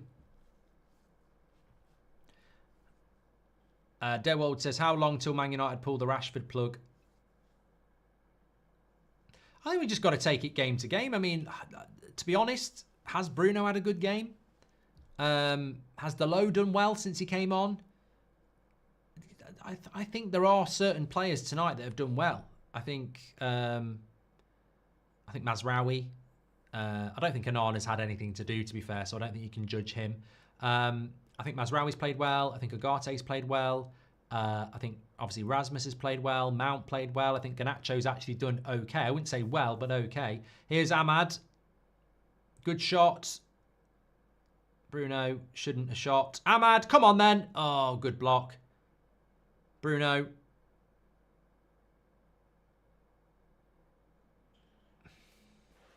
Will Lenny Yoro be back in time from the Olympics, says Sebastian? Oh, right, okay.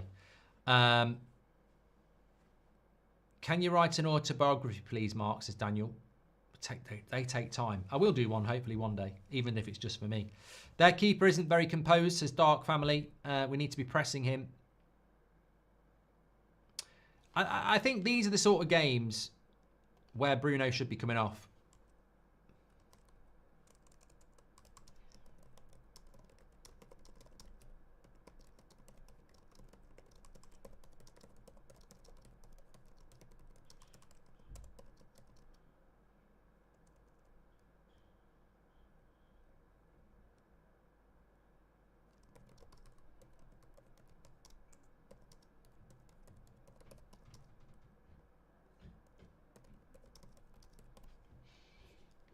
But you know what it is? I think the reason he won't take him off is the captaincy. I think the captaincy, the leadership, you know. Rashford, Ahmad, Garnacho and Rasmus on at the same time, says Keel Robinson. Yeah, we never thought we would have seen that, would we? Double substitution from Bodo Glint. Play electric guitar with the light again, please, says Sheikh. I will do it. I'll do it tomorrow. My back's hurting now. All this confusion, nothing's the same to me, says Lad. Well, I know that. Oasis.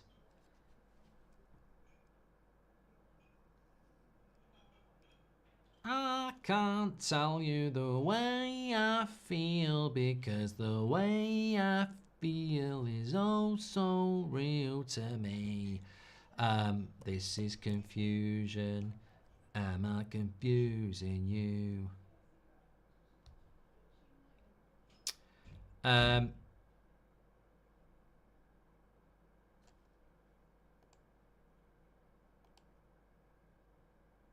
We've got to be a little bit careful because they could still get back into this game. I've played the game and they could get back into the game. Still 20 minutes to go. Have we used all our subs now? Is it different in Europe? Because we have made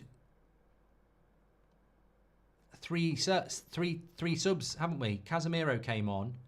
Shaw came on with Rashford and Ahmad. Are they the only 4 subs we've made?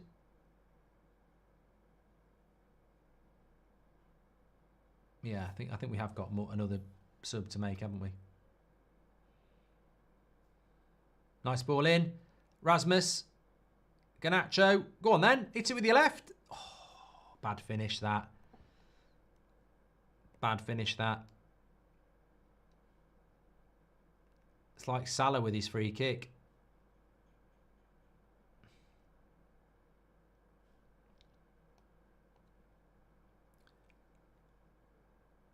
Yeah, it's difficult because he's gone with his left, but I'd like to see that going in.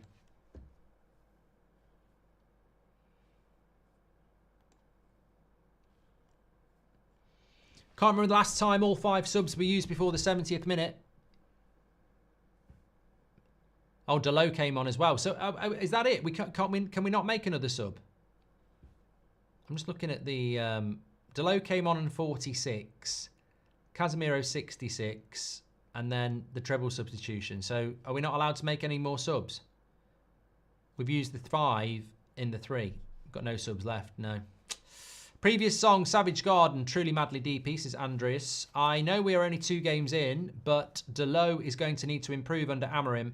He wants to stay in the team long term. His passing is suspect, says Andreas. Here's Bruno into Garnacho, who has been the danger man second half, to be fair. Back into Bruno. Twice Delo has misplaced passes since coming on, says Josh. Yeah. Not the only one to mention it, Josh.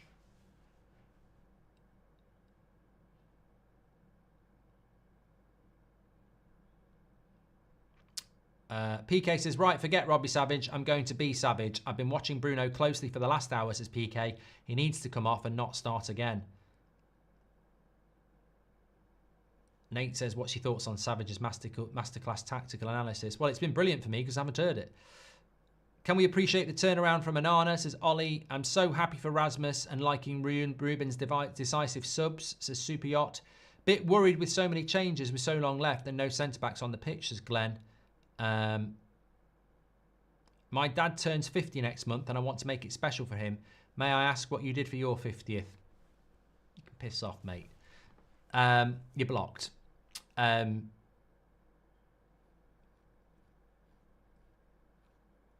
We fell off since the subs, haven't we?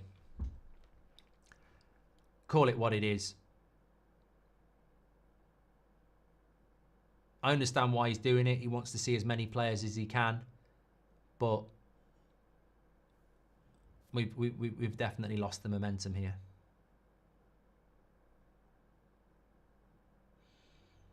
The fuck are we doing here? Well done, Onana. Fucking hell. Pissing about at the back. Rashford. Back into Ahmad. Good play. Come on then. Ahmad. Garnacho. Fucking hell.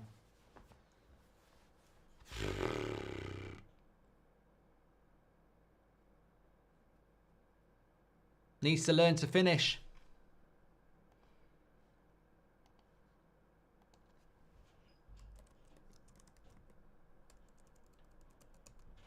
They nearly scored at the other end.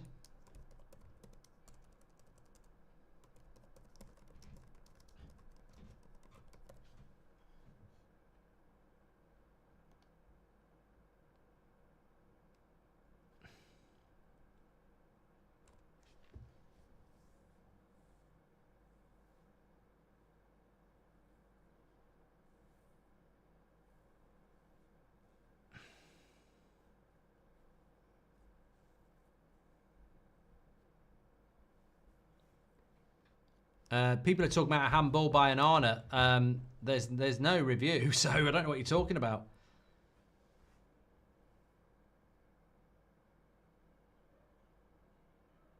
I don't know what's wrong with the low tonight.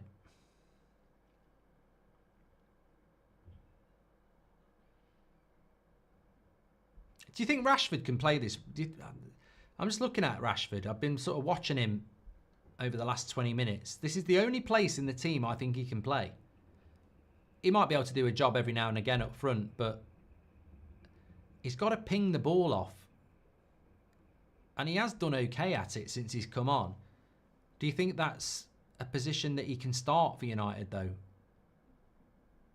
I think that's the only way he's going to get in the team.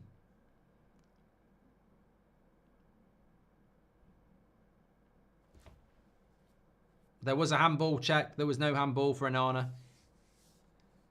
Orion Ara says, apparently they did review it, and we need reviews that fast in the Premier League. They've just shown the onside goal for Rasmus. Good cross. You know what? I said it at the time. Good cross by Agate as well. I may be in the minority, but for me, Bruno has played well. Better disciplined than in the number 10. Garnacho decision-making is terrible, says Alberto.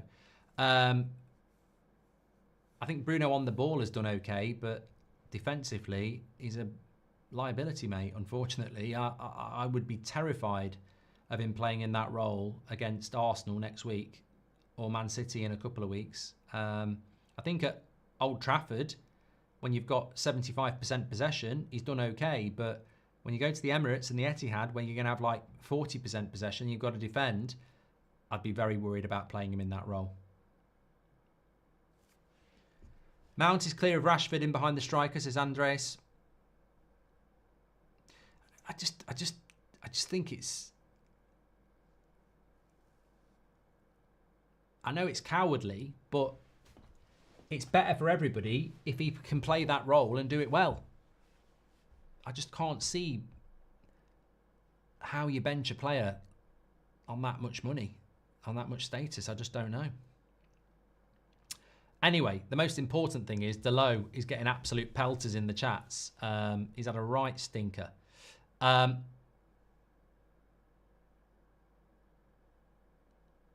minutes to go here. Don't forget to do your player ratings. Mark every player out of 10, 6 being the average.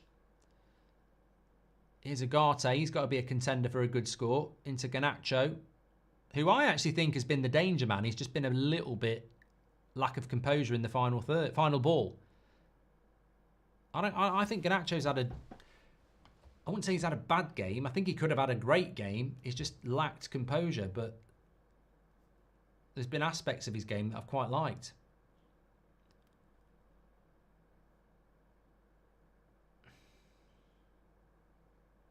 I don't think Casemiro will like playing centre-back again, you know.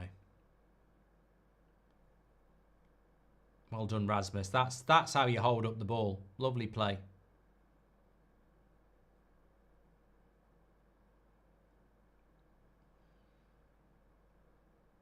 Oh my God.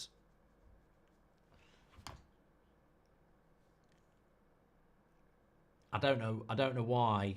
I need to see it back, but I don't know why Rashford shoots here. Is there not a cutback? No, there isn't really a cutback, I can see, but yeah, the shot wasn't great. I don't think there was, to be honest, I think he's right to shoot. I can't see anybody else. I can't see an obvious cutback there, so.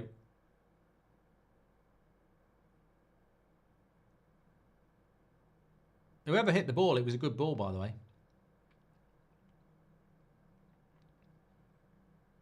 Was it Agate? Who hit the pass?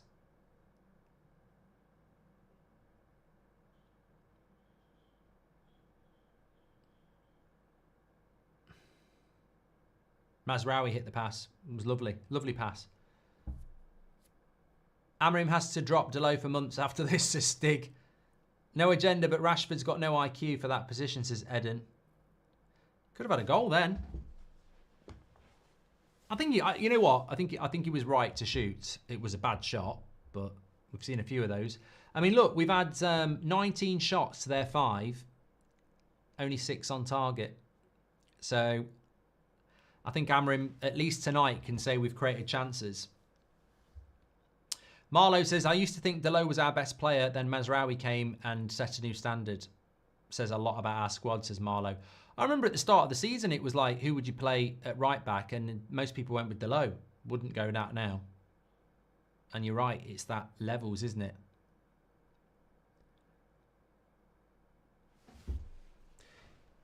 Des Cartes, thank you very much and welcome to the Members Club. Ashling says, can you wish my boyfriend a happy birthday? I don't know how to pronounce this name. I'm going to have to Google it.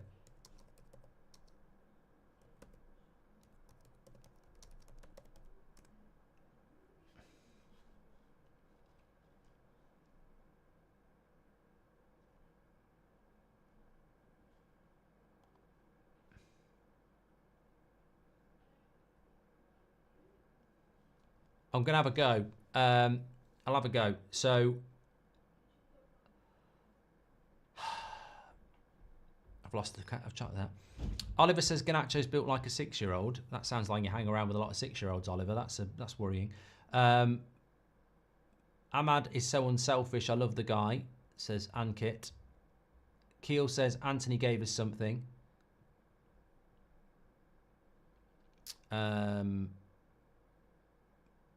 Casemiro is so slow as Anana's got to cover him.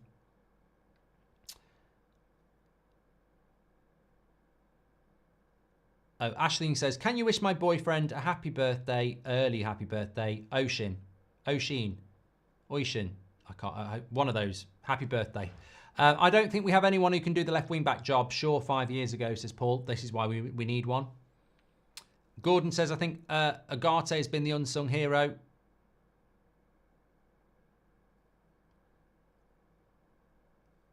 Yeah, I think Agate's had a good game. O'Sheen. Happy birthday, O'Sheen.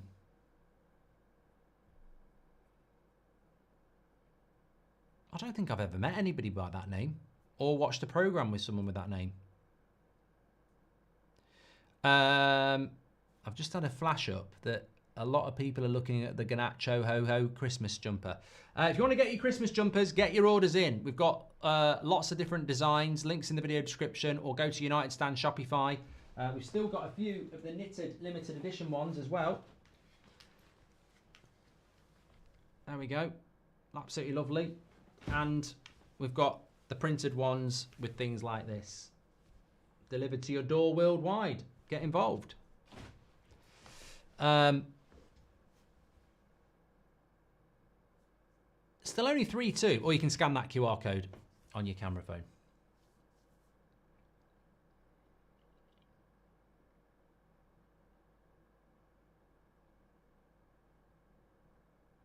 Yeah, I'm looking forward to the Everton game. I've got no... we'll do the preview tomorrow. I've got absolutely no idea what... I know it's an Irish name, Jeff. I lived in Ireland for three years. I just never met anybody with that name. I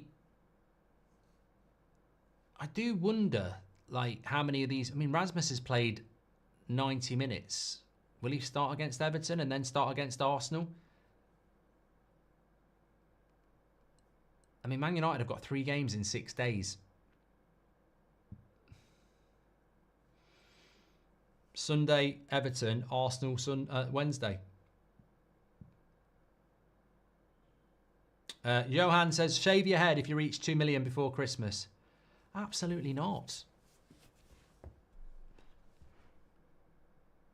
Tony says, it's a fabulous Christmas jumper. Already got mine delivered 2 days after ordering. Thank you, Tony. Yeah, I'm looking forward to the Everton game, but as I said, I've got absolutely no idea who he's going to pick.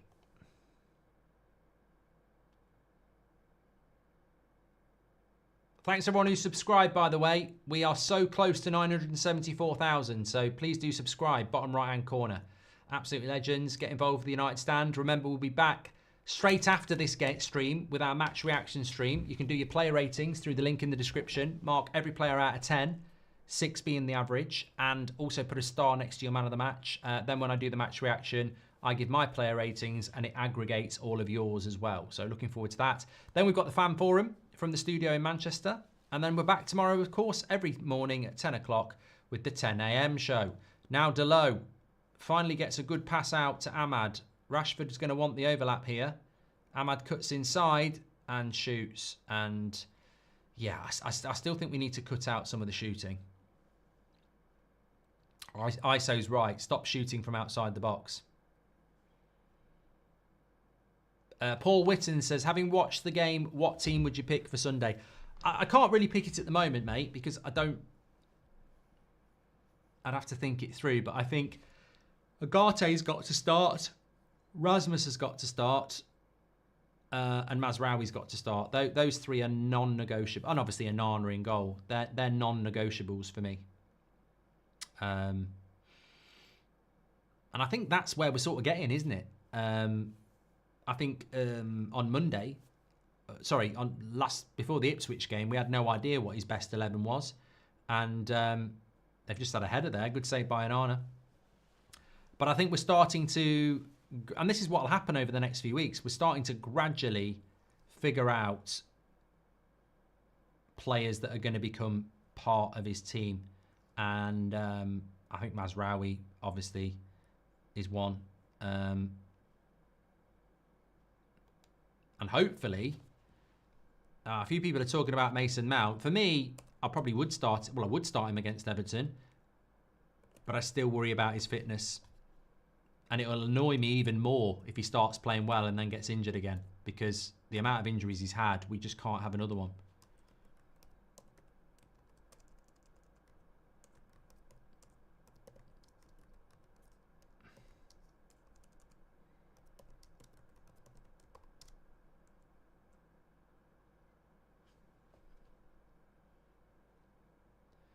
I bet you can guess the title of the match reaction.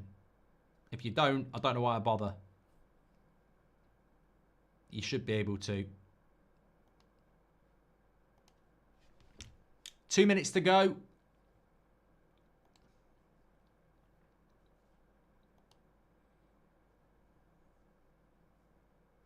Yeah, they've all got it.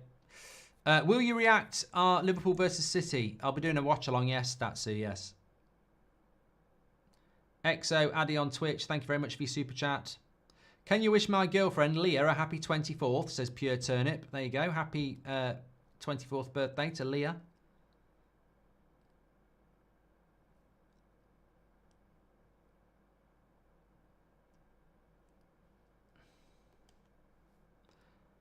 How come Mainu's not getting any game time? I don't know, is the honest answer. It must be not wanting to risk him, I presume. I don't know.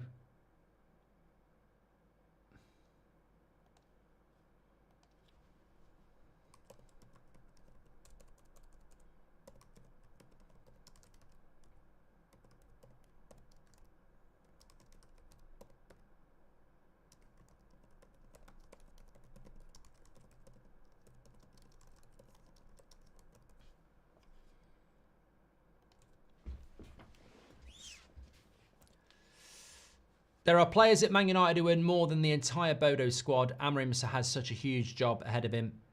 And Rub says, that was from Adrijo. And is Amrim Ball starting now, says Rub. No. I think we would have, only 2.5 minutes left. No, I think we would have expected Man United to win this game. How good Bodo Glimt actually are, we don't really know. But the free kick here, edge of the box for Bodo Glimt.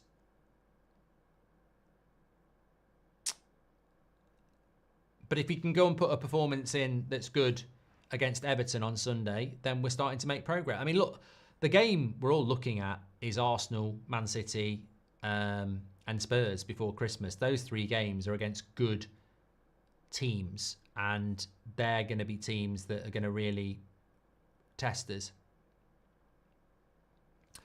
Casemiro doesn't want to play at centre-back. I saw this at the end of last season with Ten Hag. Like, he literally plays shit every time he gets put there. And I don't know whether he's past it or he's not focused. What's going on with him? Headband, moustache, hair. It's like a crap. You know when you do create a player? He's got it all going on. Look at them living in the moment with their camera phones. This ain't going in. Don't worry about this. Mark, will you start doing cameo videos, says Paul? Doubt it. Do you think Garnacho and Mainu will play their whole career at Old Trafford? No, Vincent, I don't. Did he hit the post or was that a save? Actually, it was a little bit closer than I thought.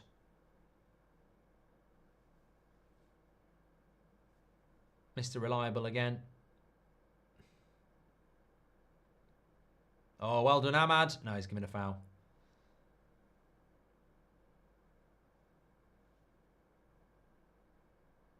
Berg. His name's Berg. Here we go. Free kick.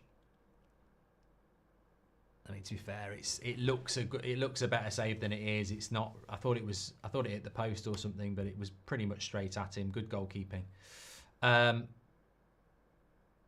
Garnacho should be on the bench, says RV. Anana is not a good keeper, let's be honest, says Tab. 10 seconds to go here. How have we played, Mark? Just got in, but here have a pint on me. Rude new Leicester manager and Pep losing the plot. Shame Liverpool are ruining it all, says Cyber Spider. I think that it's just good to win. I don't think it's a vintage Man United performance. I think there's good, there's bad, but the most important thing was a win. And on top of that, I think the third goal was such a good goal that could have got a penalty there. Have you seen that on Ahmad? That's what they were looking at. I don't know whether it hit him on the hand. Richard Hughes just gifted a membership. There's the final whistle. We've got Amrim's first game at Old Trafford, finishing with a win.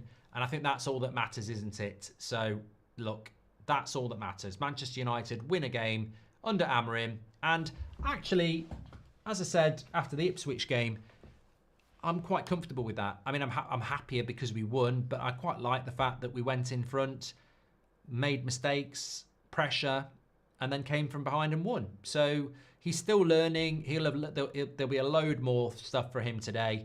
And I do think the more things that challenge, the quicker he'll learn. I don't think he'll learn a lot if the players just have a manager bounce and play well. He needs to understand the weaknesses and everything else about the players. But as Alan Noonan says, it's a work in progress. Absolutely. Let's get over to the player ratings then. Mark every player out of 10, 6 being the average. I'll be over there with you in a minute. Let me just change everything on here, and then we'll go through the match reaction and the player ratings. See you in a minute.